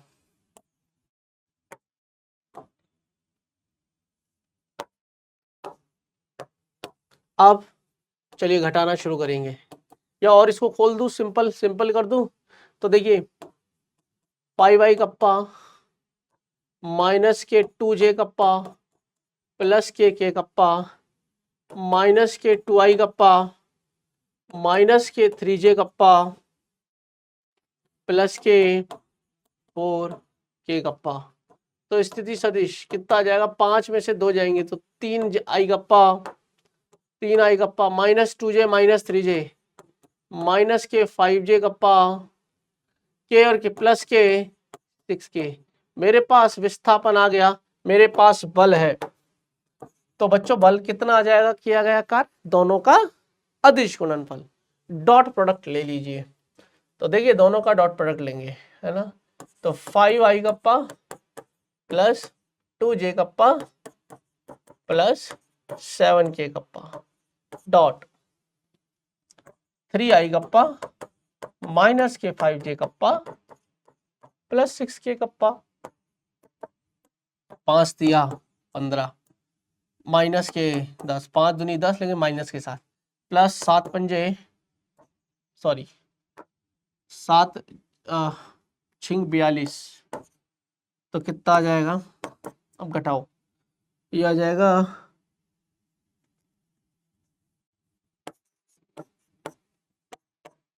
ऑप्शन है क्या यार, अच्छा ये ऑप्शन नहीं है।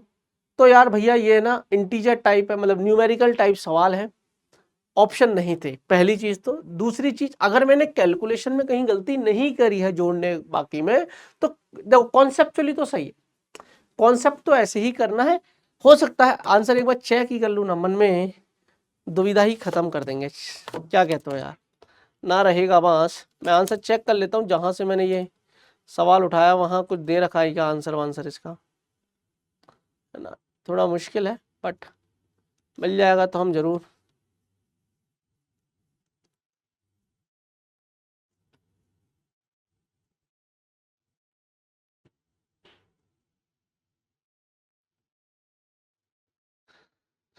एक मिनट रुक जाइए, कहाँ से उठाया है मैंने,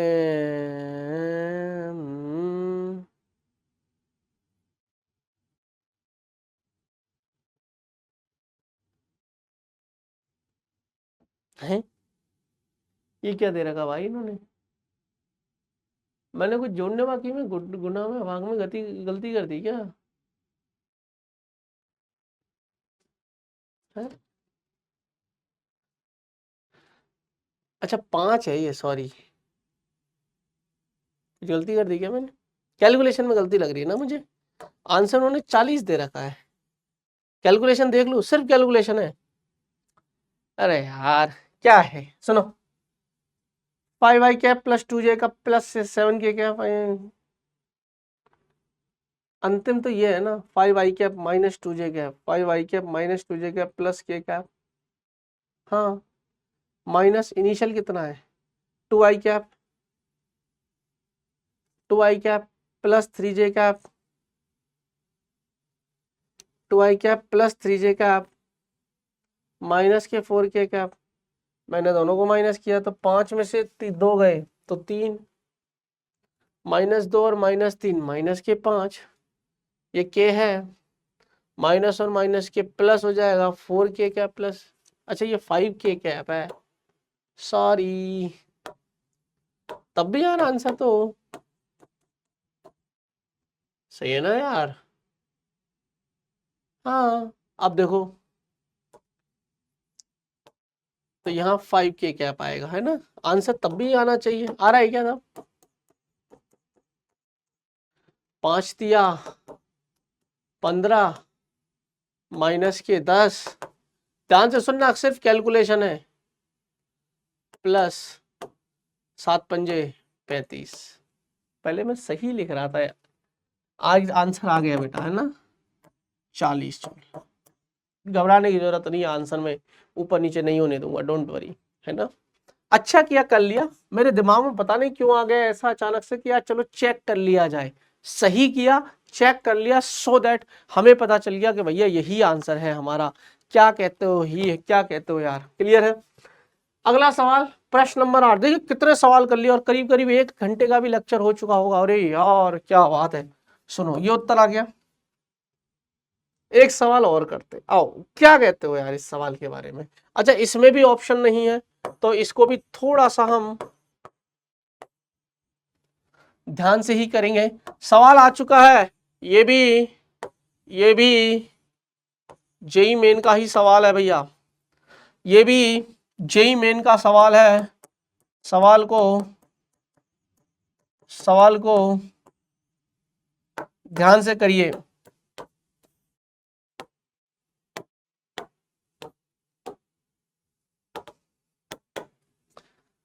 सवाल को ध्यान से करिएगा भैया, है ना।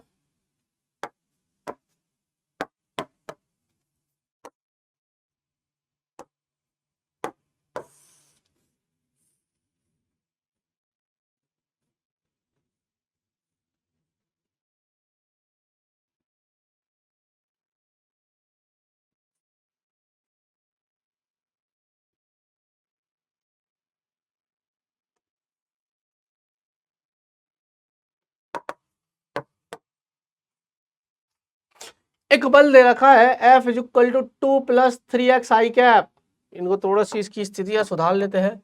आई कैप दे रखा है और बल है सदिश रूप में, ठीक है।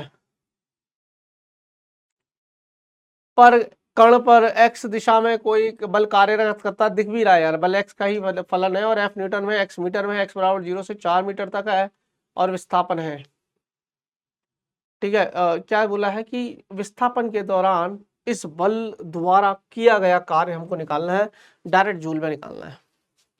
सवाल आपके सामने है, कोशिश करिए इस सवाल को करने की।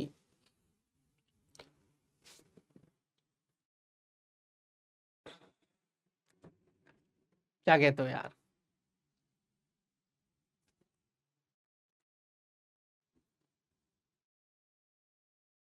सवाल करिए।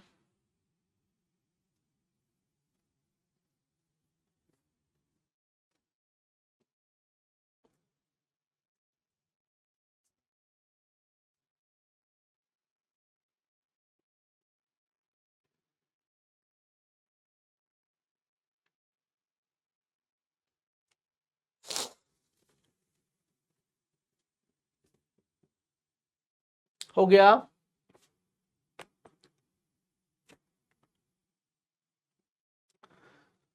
सुनिए, अभी अभी मैंने बताया परिवर्ती बलों द्वारा किया गया कार्य, R1 से लेके R2,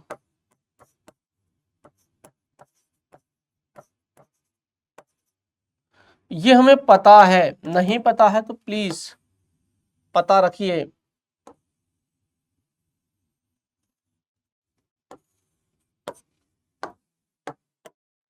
तो कार्य कितना आ जाएगा, R1 से लेके R2 तक, x बराबर 0 से लेके 4 तक, F कितना है 2 + 3x into D x cos theta, cos 0, theta की वैल्यू 0 है, x अक्ष के अनुदिश है।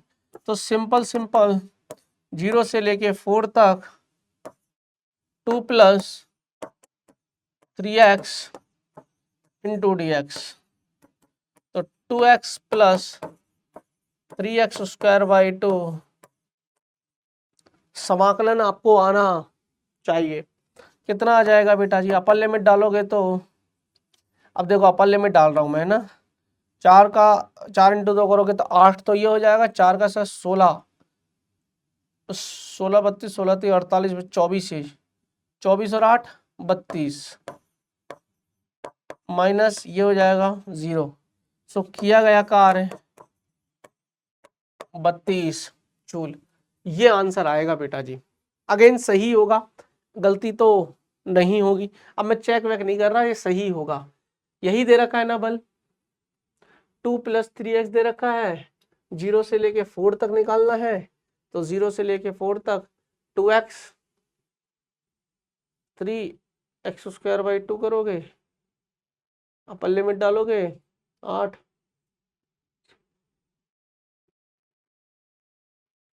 24 और 8 32। ठीक है, मैंने क्रॉस चेक भी कर लिया, बिल्कुल सही सवाल है। अब मुझे बताइए, मतलब सही आंसर है। अब मुझे बताइए कि आपको कैसा लगा। एक सवाल है मेरे पास, मैं करवाऊंगा, पर पहले आप मुझे ये बताइए आपको लगा कैसे। पहले मुझे ये बताइए आपको लगा कैसा। अच्छा लगा?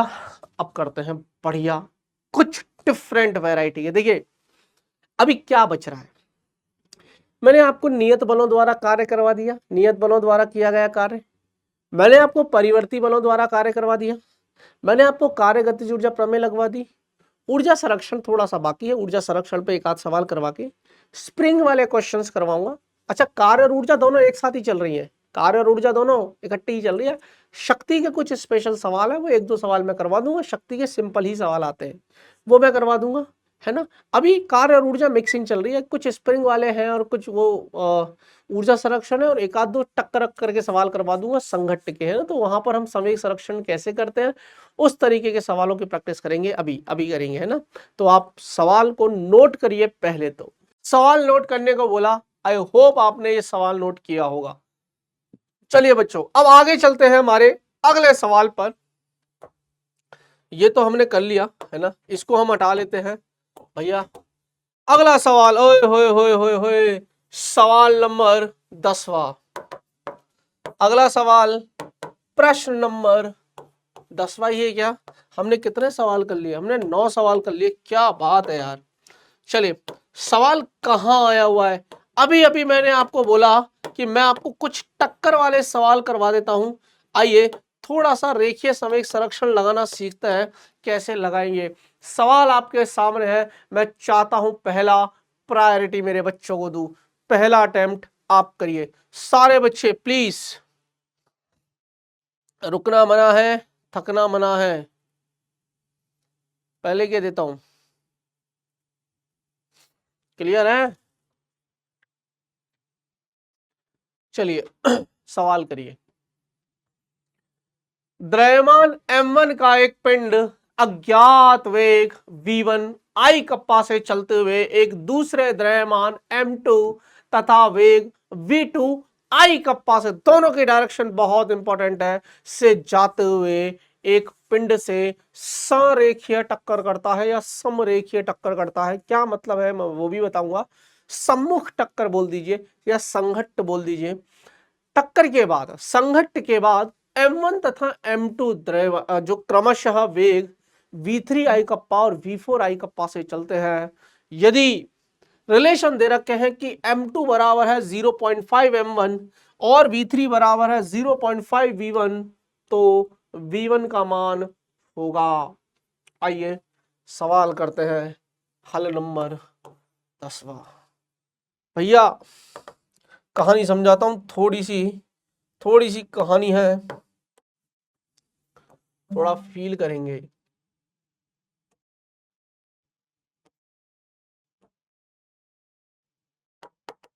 मैं बिल्कुल सिमिलर डायग्राम बनाता हूं।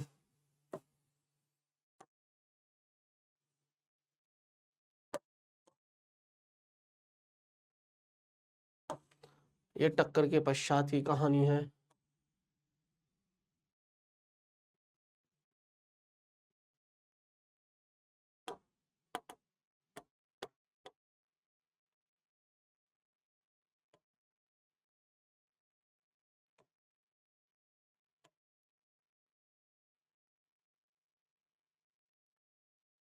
अब सुनो,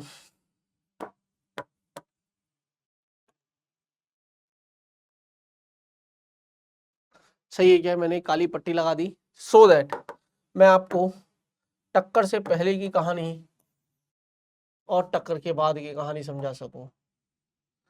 ये कहानी है टक्कर से पहले, टक्कर से पहले, और ये कहानी है टक्कर के बाद। अब सुनिए, द्रव्यमान m1 का एक पिंड अज्ञात वेग, देखिए भैया इसका द्रव्यमान है m1 और ये v1 से इधर जा रहा है, डायरेक्शन में ये वाली डायरेक्शन आई कप्पा और ये वाली डायरेक्शन जे कप्पा, है ना। v1 से जा रहा है, अज्ञात वेग v1 से चलते हुए एक दूसरे द्रव्यमान, क्या इसका द्रव्यमान m2 है, दूसरे द्रव्यमान m2 तथा वेग v2 आई कप्पा, और आई कप्पा ही है प्लस में, यानी कि इधर नहीं है इसका वेग, माइनस आई कप्पा नहीं है, प्लस के आई कप्पा ही है, इधर ये v2 वेग से जा रहा है और जाकर पीछे से इसके टक्कर करता है। ऑब्वियस सी बात है, पक्की बात है कि भैया v2 बड़ा ही रहा होगा, सॉरी v1 बड़ा ही रहा होगा v2 से, पर ये चल रहे, अगर ये पीछे से जाके इसको टक्कर करे तो जाहिर सी बात है बेटा जी, इसका वेग बड़ा, इसकी रफ्तार ज्यादा तेज होनी चाहिए, तभी तो पीछे से जाके इसको टक्कर करेगा। अच्छी बात है, फिर से सवाल पढ़ते हैं, थोड़ा फील लीजिएगा सवाल का। द्रव्यमान m1 का एक पिंड अज्ञात वेग v1 आई कप्पा से चलते हुए एक दूसरे द्रव्यमान m2 तथा वेग है v2 आई कप्पा से जाते हुए एक पिंड से समरेखीय टक्कर। अब समरेखीय का मतलब क्या है? समरेखीय का मतलब है बेटा जी सम्मुख है, बिल्कुल ये इनके सेंटर ऑफ मास है, बिल्कुल सेम बॉडी है, बिल्कुल यहीं पर इसकी टक्कर कर रहा है। ऐसे नहीं है कि एक ऐसे है और एक ऐसे और ये तीर एक टक्कर कर रहे हैं। समझ में आई क्या कहानी? मान लीजिए ये ऐसे जाके इसको यहां हिट करता, ऐसे ऐसे जाके यहां हिट करता है ना, समझ गए क्या? अगर तीर टक्कर, देखो ऐसे हेड टू हेड कोलिजन है, ऐसे नहीं है, तीर्यक नहीं है, समझ गए क्या? संरेखीय टक्कर कर रहा है, समझ में आ गया होगा।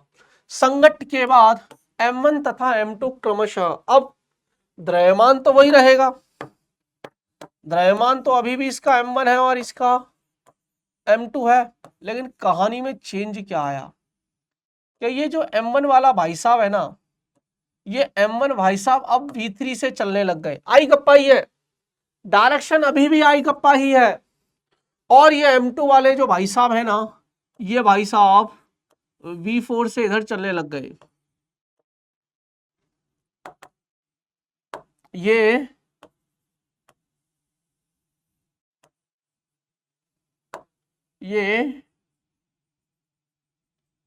v4 से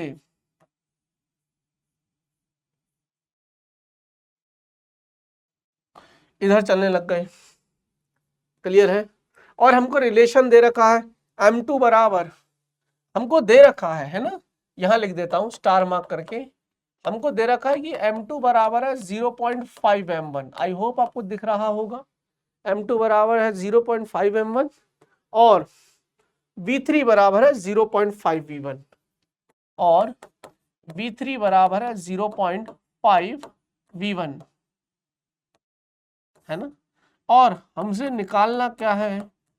हमको v1 निकालना है, v3 दे रखा 0.5 v1 और v1। अब हम सवाल की तरफ वापस नहीं देखेंगे, हमने ये सारी चीजें निकाल ली। मान लेते, ध्यान से सुनिएगा कहानी को। अच्छा, मैं वस्तु का कोई सा भी आकार, मैंने ये वाला पिंड ले लिया या मैंने ये वाली वस्तु ले लिया, आपके दिमाग में चल रहा होगा सर आपने ऐसा ही क्यों लिया, आप एक गुटका भी तो ले सकते थे, ले सकते थे, कोई दिक्कत नहीं है, ठीक है। अब सुनिए, इसमें एक चीज है कि सर संवेग संरक्षण करना है, टक्कर से पहले का संवेग और टक्कर, ये v1 और इज ग्रेटर देन v2, तो यहां लिख देते हैं v1 is greater than v2। ये हमें दिया नहीं है, लेकिन हमारी अंतरात्मा को पता है, अंतरात्मा को पता है ना, हमारा मन जानता है इस चीज को कि हाँ यार ये पीछे वाला ज्यादा ही रहा होगा, तभी इसको जाके ठोकेगा पीछे से। अब सुनिए सर, V1 इज ग्रेटर, अब हमें टक्कर से पहले का वेग देखिए, संवेग हम संरक्षण करने वाले हैं, कंजर्वेशन ऑफ लीनियर मोमेंटम। टक्कर से पहले क्या संवेग था? अब चूंकि सारा एक ही दिशा में है तो सीधा सीधा लिख लो, m1v1 प्लस m2v2, ये तो है टक्कर से पहले का संवेग। और टक्कर के बाद का संवेग m1v3 प्लस m2v4, ये है टक्कर के बाद का संवेग। और हमें लगाना है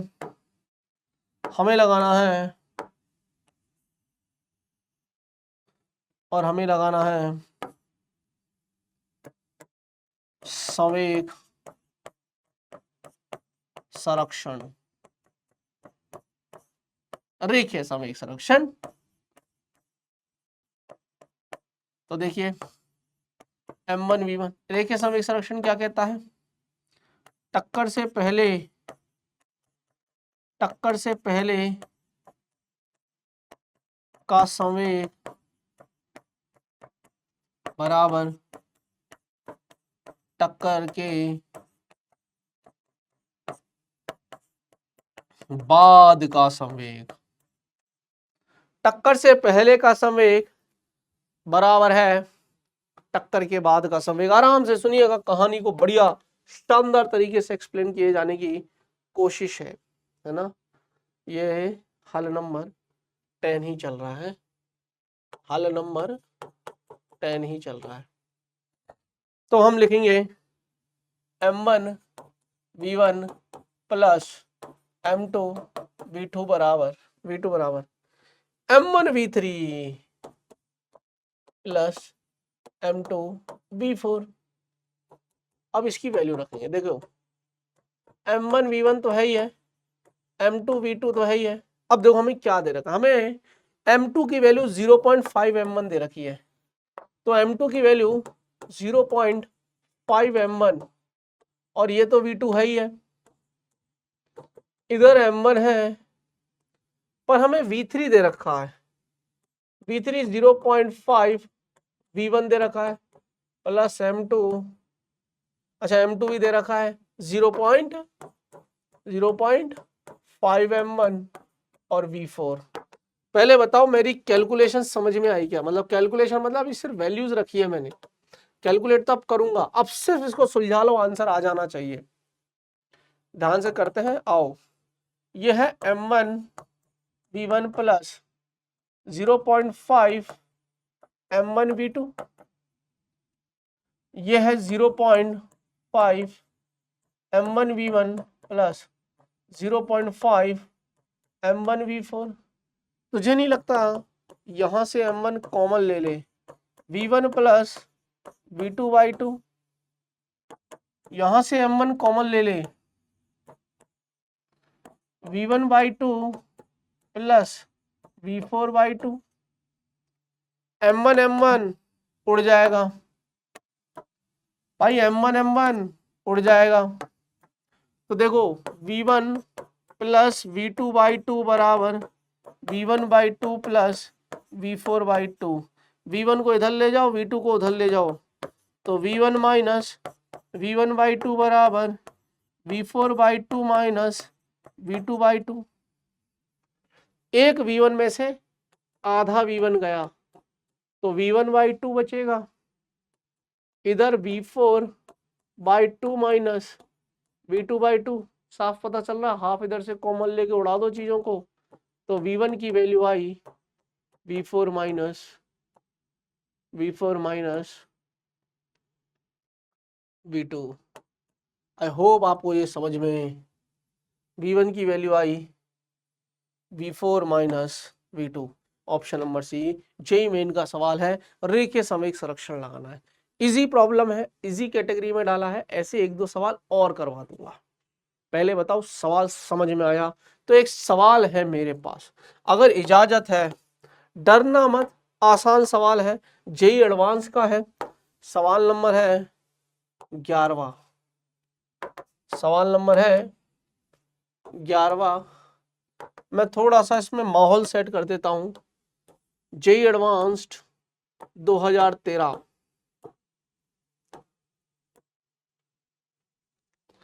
भाई सॉल्व करिए। हल नंबर 11वां सॉल्व करिए। सवाल को सॉल्व करिए। टेक योर टाइम, सॉल्व करिए बच्चों।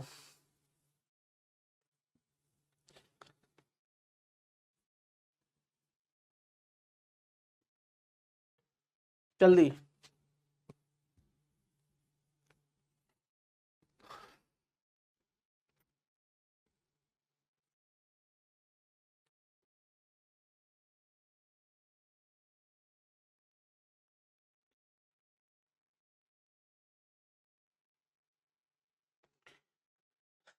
सवाल है एक 0.2 किलोग्राम द्रव्यमान का एक कण एक बल के अंतर्गत जो कि एक नियत शक्ति 0.5 वॉट कण को देता है।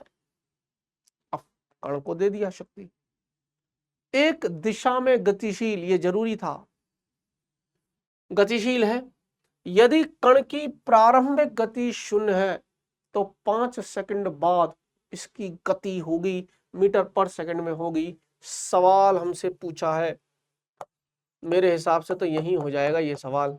लिखने की भी, उधर जाने की भी जरूरत नहीं है अगले पन्ने पे, अगर आप ढंग से इसको करने लगे तो।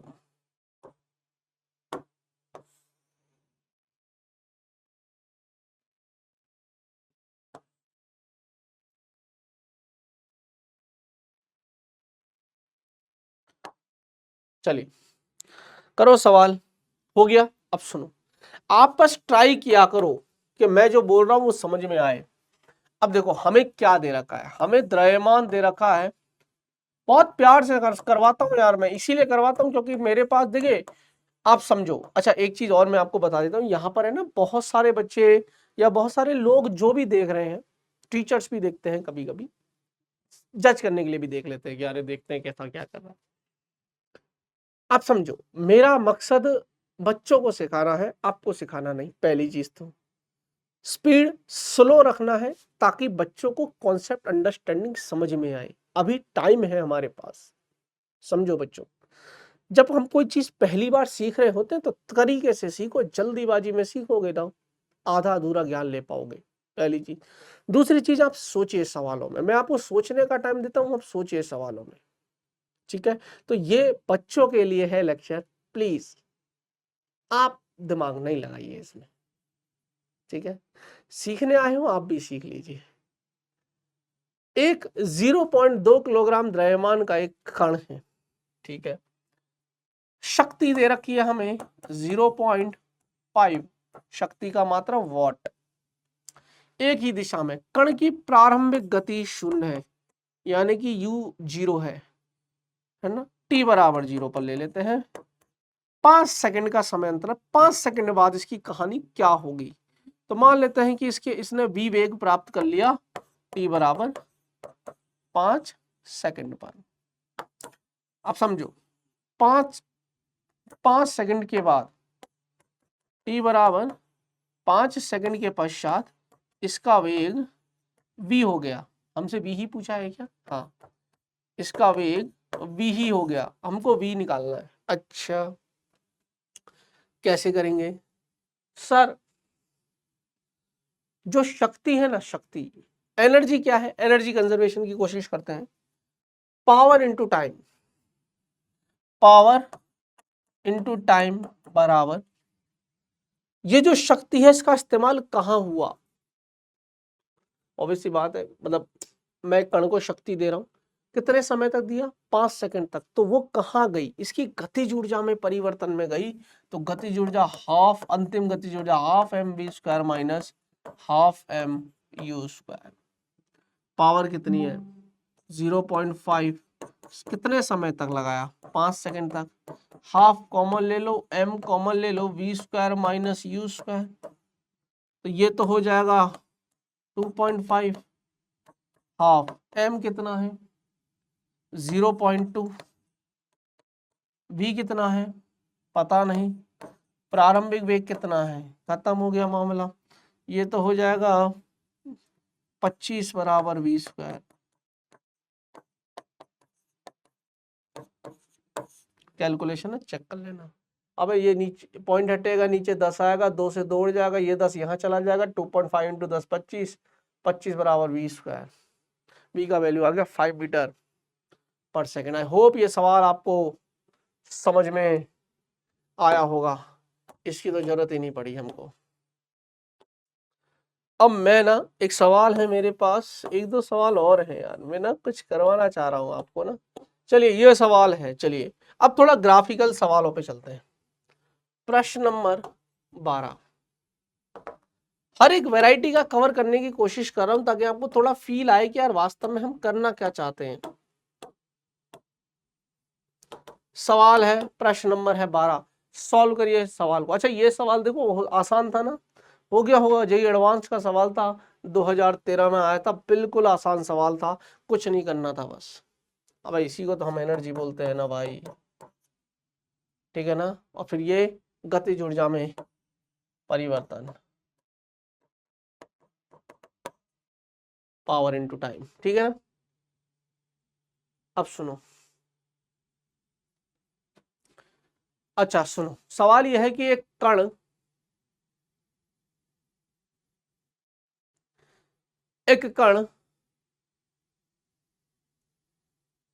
एक बल के प्रभाव में विराम अवस्था से गति प्रारंभ करता है। बल कण द्वारा चली दूरी के अनुसार इस प्रकार परिवर्तित होता है जैसा कि चित्र में दर्शाया गया है। 3 मीटर दूरी चलने के बाद कण की गतिज ऊर्जा होगी। सवाल आपका है, सॉल्व करिए। हल नंबर हम करेंगे 12। सवाल पूरा आपका है, कोशिश करिए इस सवाल को करने की। 3 मीटर दूरी चलने के बाद कण की गतिज ऊर्जा होगी।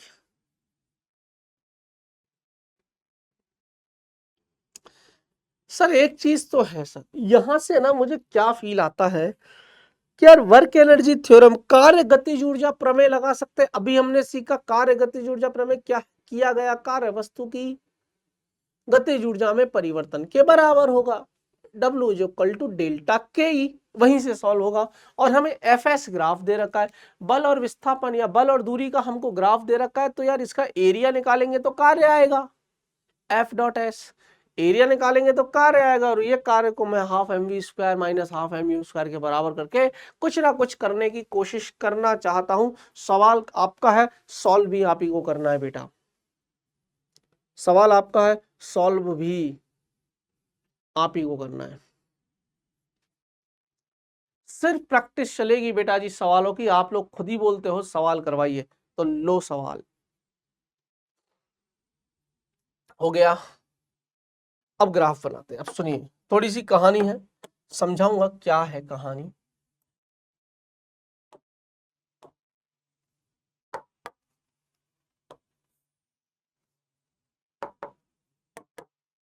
ये कितना आ जाएगा, हमको एक्स दे रखा है मीटर में, हमको बल दे रखा है, हमको बल दे रखा है न्यूटन में, ठीक है। और हमारा ये जो ग्राफ है, ये यहां से शुरू हुआ पहले तो, उसके बाद ये यूं चला गया, ओके।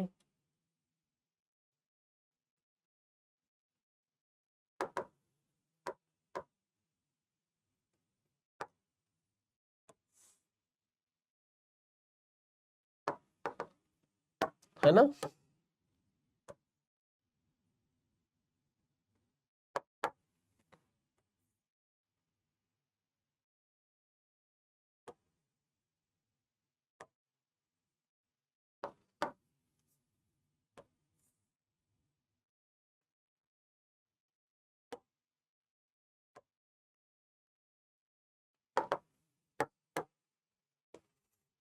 ये 0 ले लेते हैं, ये 2 है, दिस इज 2, दिस इज 3, यहां कहीं पर 1 होगा, हमें कोई लेना देना नहीं है।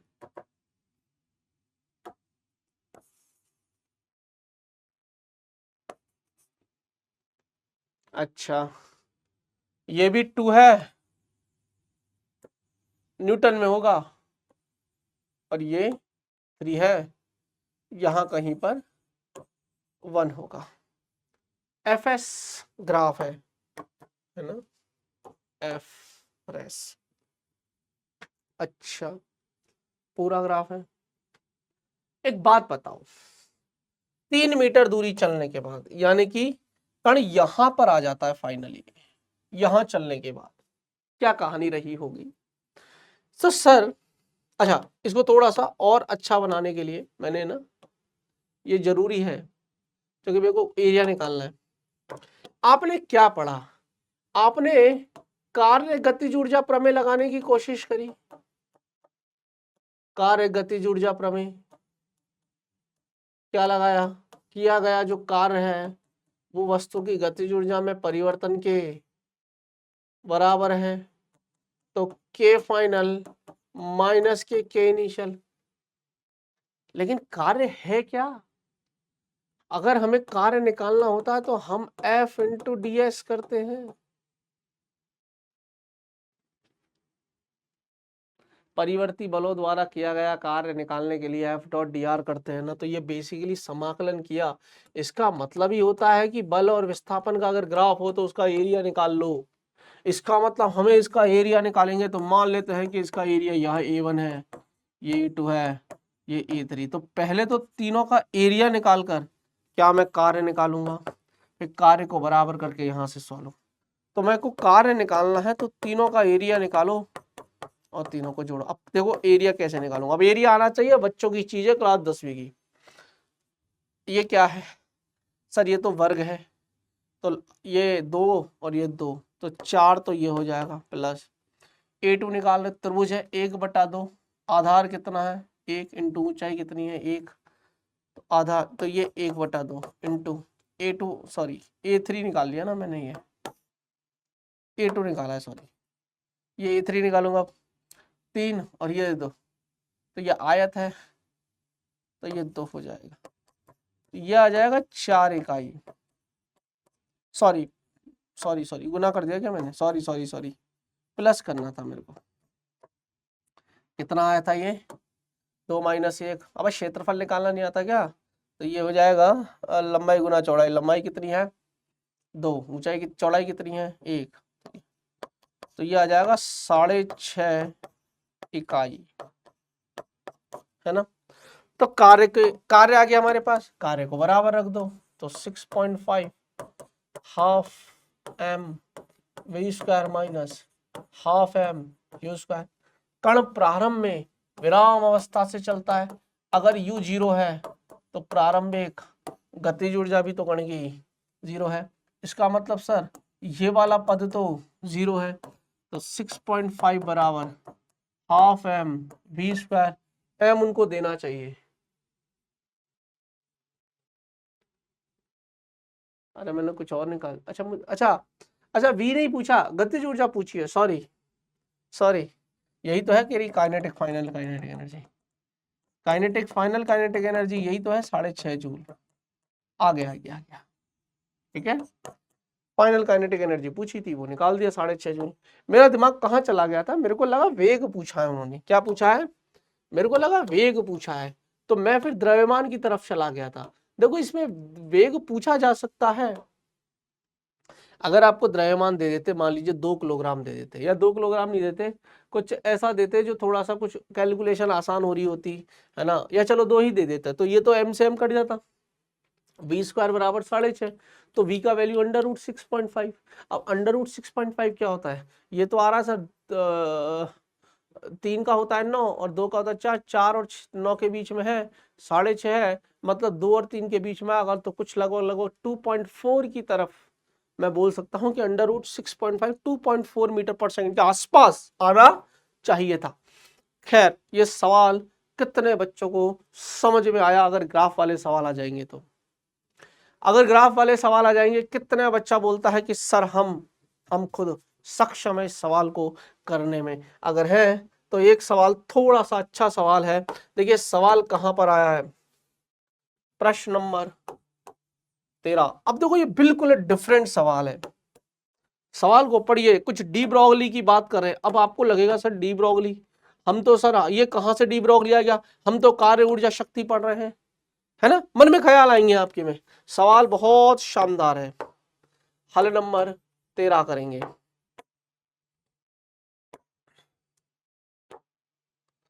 मैं चाहता हूं पहले हर एक बच्चा इस सवाल को पढ़े, सॉल्व करे। पढ़िए बेटा, ये सवाल आपका पूरा की पूरा सॉल्व करिए।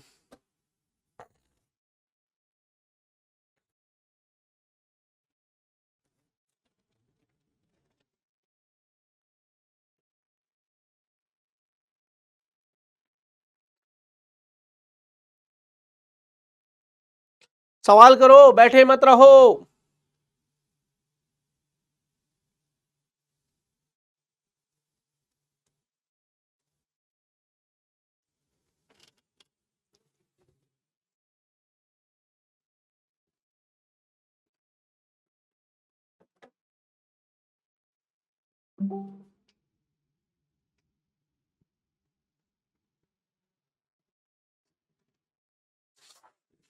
समझो सवाल क्या है।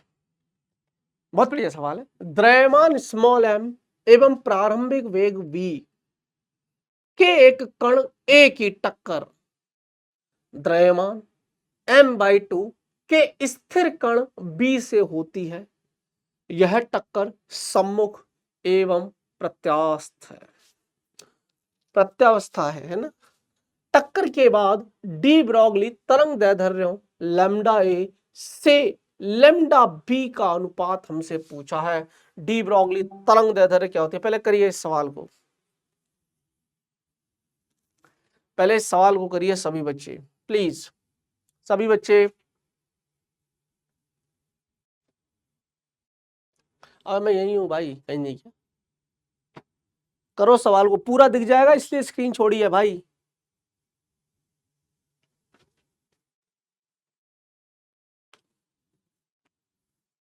अच्छा, आई होप आपने किया होगा। स्क्रीन को पॉज करके भी किया जा सकता है। अब देखो मैं इस सवाल को वापस से थोड़ा सा वो फील के साथ ही पढ़ना है।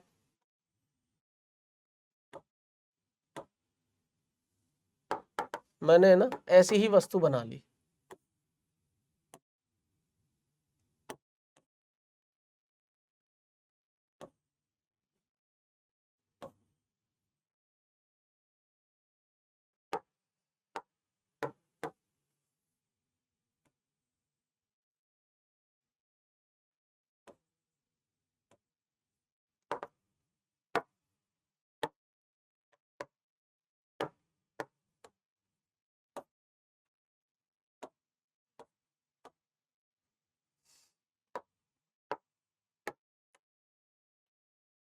स्मॉल एम द्रव्यमान है, स्मॉल एम द्रव्यमान की वस्तु है, ये m/2 की है।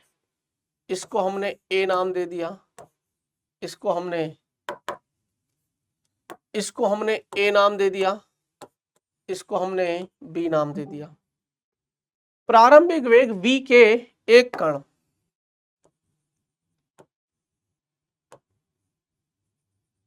ये v से चलती है। प्रारंभिक वेग है ना, v के एक कण A की टक्कर m/2 द्रव्यमान के स्थिर वेग। यहां पर अभी इसका कोई वेग नहीं है, ये स्थिर है। अब होता क्या है, टक्कर हो गई।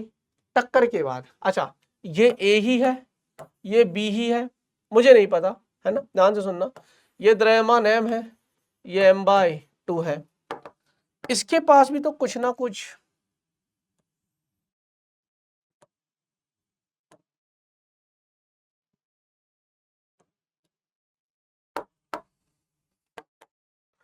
ध्यान से सुनना, कहीं ना कहीं कुछ ना कुछ वेग होगा।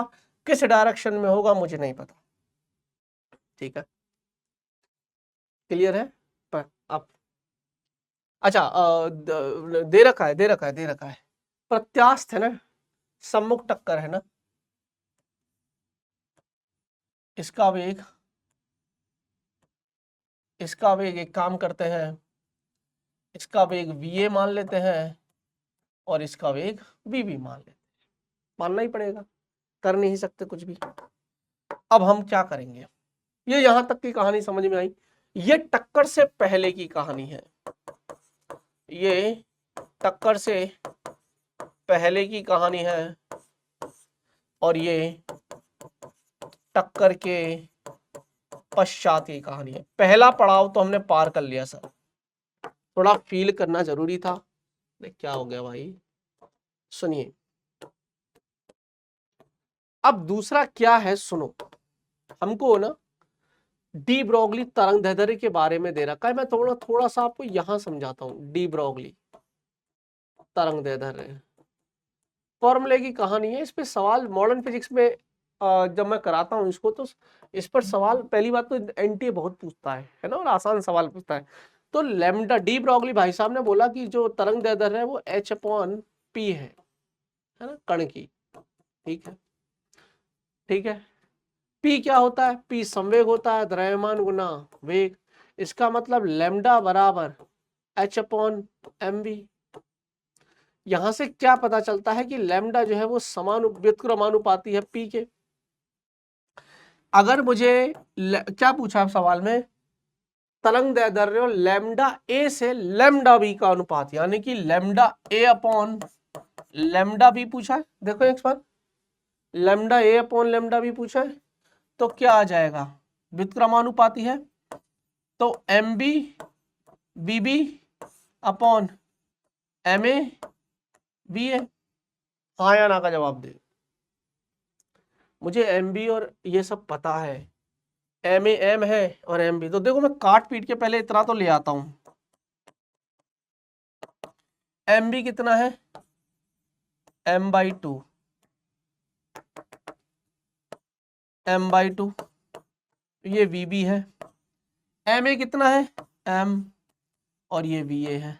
इसको सॉल्व करेंगे, lambda a by lambda b, m से m कट जाएगा, वी बी बाई 2va। अब बस मुझे सर कहीं से वीबी और va लाके दे दो, अब भी आंसर बता दूंगा सर। कहीं से भी लाके दे दो सर, क्या अभी आंसर आ जाएगा, हाँ या ना? अरे यार है ना, बोलो ना भाई। ये हमें पता होना चाहिए, तभी कहानी आगे बढ़ेगी। ये समझ में आया, मुझे मुझे वी और वीबी, और ये हमें पता है। अब यहीं से करेंगे। देखो मैं आपको पूरा फील कराऊंगा सवाल का, इसीलिए सवाल लिया है ये।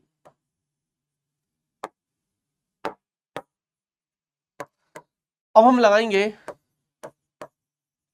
रेखीय संवेग संरक्षण।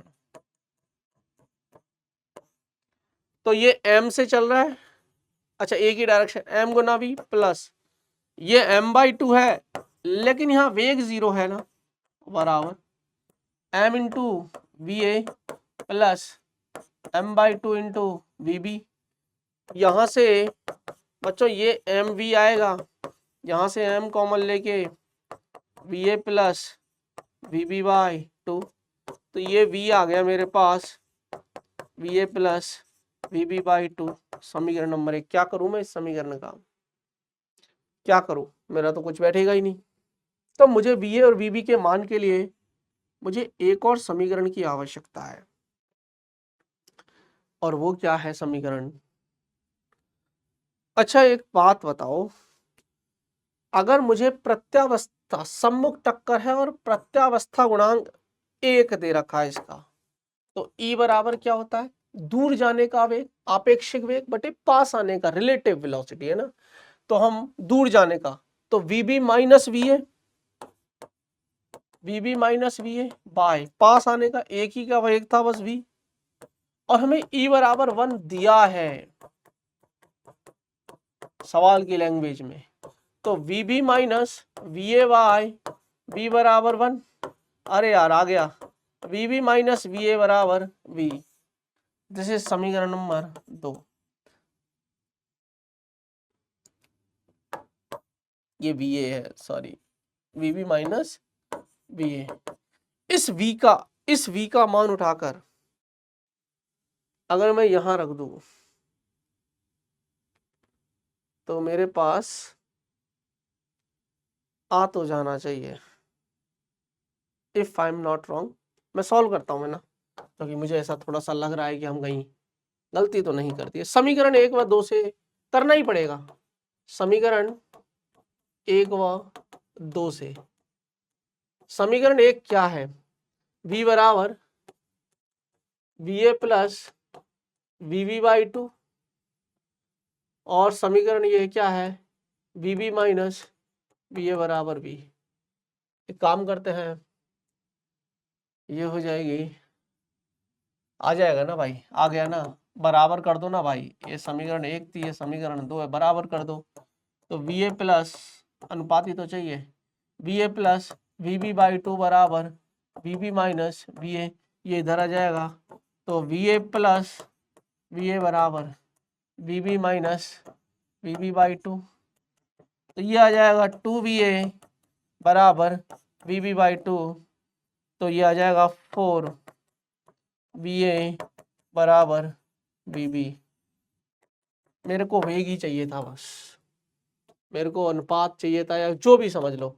अब हम वापस आते हैं, लेमडा क्या दे रखा, कहाँ छोड़ा था हमने, lambda A by lambda B, lambda A by lambda B, कहाँ छोड़ा था हमने, VB by 2 times of B A, तो lambda A by lambda B, VB कितना है 4 times of B A, 4 times of B A by 2va। यहाँ से lambda A by lambda B 2/1 आना चाहिए, ऑप्शन में नहीं हुआ ना तो ध्यान रख लेना, 2/1 सियारा भाई, सियारा भाई आना चाहिए। मैं ऑप्शन चेक कर लूँ, क्या क्या दे रखा है भाई सवाल में, ऑप्शन नंबर 1 ही दे रखा है। चलिए ठीक, ऑप्शन नंबर 1 नहीं, मतलब ऑप्शन नंबर सी ही दे रखा है। कैसा लगा सवाल, कितने बच्चे बोलते हैं बड़ा धांसू सवाल था सर, टाइम टेकिंग था, बट कॉन्सेप्ट क्लियर करके गया था। ये थोड़ा सा नॉलेज अगर आपको होती, जो कि हो जाती है, रीजन है जबकि जेई का जब पेपर दोगे तब तो आप 11th 12th पूरा ही पढ़ के दोगे ना भाई। तो अगर 11th पढ़ लिया, 12th पढ़ लिया, तो ऑब्वियस सी बात है कि आपको आता है, जब ऑब्वियस सी बात है ना, जब ये नॉलेज तो होगी ना, है ना। अगर 11th का कोई बच्चा देख रहा है, क्योंकि चैप्टर तो 11th का है, तो उसको थोड़ी दिक्कत होगी कि यार ये डी ब्रॉगली तरंग दैर्ध्य है क्या, उसके लिए भी मैंने ये बताया था एक्चुअली, ताकि अगर कोई बच्चा देखता भी है 11th का तो वो पता हो कि अच्छा ये होता है, कहानी यहां से निकल के आती है। चलिए, तो अब मेरे हिसाब से ना बहुत है आज के लिए, क्या कहते हो यार, एक आध सवाल और दे दूं, घर के लिए दे देता हूं। चलिए, बड़ा ही प्यारा सवाल है, प्रश्न नंबर 14, और मुझे आंसर बताइएगा इसका। सर आप बता के जाना ना आंसर, मुझे ढूंढना पड़ेगा यार, मैंने कहाँ से उठाया ये सवाल। सवाल समझा देता हूँ और प्लीज आंसर बताकर जाइएगा, क्योंकि इसका ऑप्शन भी नहीं है, है ना, इसमें ऑप्शन नहीं है। तो ये हो सकता है न्यूमेरिकल टाइप सवालों में आया है, आया जेई मेन में ही है, न्यूमेरिकल टाइप सवाल था, है ना, आया ये जेईई मेन का सवाल है ना, आया ये जेई मेन में है। चलिए, सवाल में पढ़ देता हूं। सवाल क्या है कि 100 ग्राम द्रव्यमान की एक गेंद को, 100 ग्राम द्रव्यमान की एक गेंद को h बराबर 10 मीटर की ऊंचाई, यहां से ये स्प्रिंग, देखो ये प्लेटफॉर्म ऐसा मानिए धरती में यह है, यहां से एक स्प्रिंग ऐसे खड़ी रख रखी है तूने, है ना, ये ऐसा प्लेटफॉर्म है, ये धरातल है, ये क्या है, ऐसे मान, ये धरातल है, और स्प्रिंग को तूने ऐसे खड़ा रखा है ऐसे, और ये प्लेटफॉर्म है यूं। अब कोई गेंद को तू छोड़ेगा, तो ये जाएगी और स्प्रिंग दबेगी। तब तो छोड़ेगा तो दबेगी ना भाई, क्योंकि किसी ना किसी वेग प्राप्त कर चुका होगा, √2gh वेग हो चुका होगा यहाँ पर। अरे यार यहां से छोड़ रहे हैं ऊंचाई से, तो यहाँ पर आते आते ना इसका कुछ ना कुछ वेग हो चुका होगा, और वो वेग जो होता है वो √2gh हो जाएगा। फ्री फॉल का केस है, इसमें थोड़े कॉन्सेप्ट चलेंगे, इसमें सरल रेखा में गति भी लगानी पड़ेगी। तो 100 ग्राम है, एम दे रखा है हमें 100 ग्राम, हिंट दे के इसलिए छोड़ रहा हूँ थोड़ा, मैं पूरा सवाल डायरेक्ट नहीं छोड़ता हूँ कि यार करके लाना, थोड़ी हिंट दे के छोड़ देता हूँ। 100 ग्राम द्रव्यमान की एक गेंद को h बराबर 10 मीटर की सेंटीमीटर है, मीटर में बदलना ही पड़ेगा, प्लीज प्लीज ध्यान रखिएगा मात्रकों का। सेंटीमीटर की ऊंचाई से गेंद ऊर्ध्वाधर स्प्रिंग के शीर्ष पर स्थिर एक प्लेटफॉर्म से गिराया जाता है, जैसा कि चित्र में दर्शाया गया है। गिराया गया है तो u बराबर 0 ले लिया, u बराबर 0 ले लीजिए। गेंद प्लेटफॉर्म पर ही रहती है, गेंद जैसी है यही प्लेटफॉर्म पर रहती है, तथा प्लेटफॉर्म h/2 की दूरी से नीचे गिरता है। ये जो प्लेटफॉर्म है ना, ये h/2 की दूरी से नीचे गिर जाता है। स्प्रिंग का स्प्रिंग नियतांक हमें ज्ञात करना है, के हमने मान लिया स्प्रिंग का स्प्रिंग नियतांक है के। सॉल्व करिए, कुछ लगना है क्या, कुछ एनर्जी का कुछ रिलेटेड है क्या, कुछ स्प्रिंग पोटेंशियल एनर्जी को कुछ बराबर करना है क्या, कुछ भी मतलब देख लो यार कैसे करना है ना। हिंट दे दी है, यही हिंट कुछ तो काफी हो सकती है, ठीक है करना। हाफ के एक्स स्क्वायर से कुछ हो जाए तो पता नहीं। अच्छा, जी की वैल्यू उन्होंने बोला है कि 20 मीटर पर सेकंड स्क्वायर का उपयोग करें। अब देखो, अब वैसे तो जी की वैल्यू होती है 10, लेकिन उन्होंने बोला है सवाल में कि भाई 10 नहीं लेनी, आप 20 का इस्तेमाल करिए, तो करके देखना है ना, करके देखना, शायद 20 से आंसर आ रहा होगा, तो ये सवाल आपका है, ठीक है, बोला है तो करो। यही मेन में आया हुआ सवाल है, सवाल आप ही को करना है, और मुझे कमेंट में कमेंट में कमेंट में मैं सबके कमेंट पढ़ता हूँ। एक बात याद रखना, मेरा लेक्चर होने के बाद, डलने के बाद मैं सबके कमेंट पढ़ता हूँ आधा 1 घंटे के बाद लेक्चर के, क्योंकि तुम लोगों को कुछ सवाल देता हूँ वो करने भी होते हैं। कमेंट में आंसर दीजिए, सारे बच्चों को कमेंट में आंसर देने हैं, ठीक है। तो चलिए, उम्मीद करता हूँ आपको बहुत अच्छा लगा होगा। आज के लिए बच्चों इतना ही, मिलते हैं अगली क्लास में, तब तक के लिए अपना ख्याल रखिएगा, हंसते रहिएगा, मुस्कुराते रहिएगा, और हाँ, जुड़े रहिएगा मेरे साथ, आपके अपने सौरभ सर के साथ, आपके अपने PW के साथ। ओके बच्चों, बाय बाय, धन्यवाद।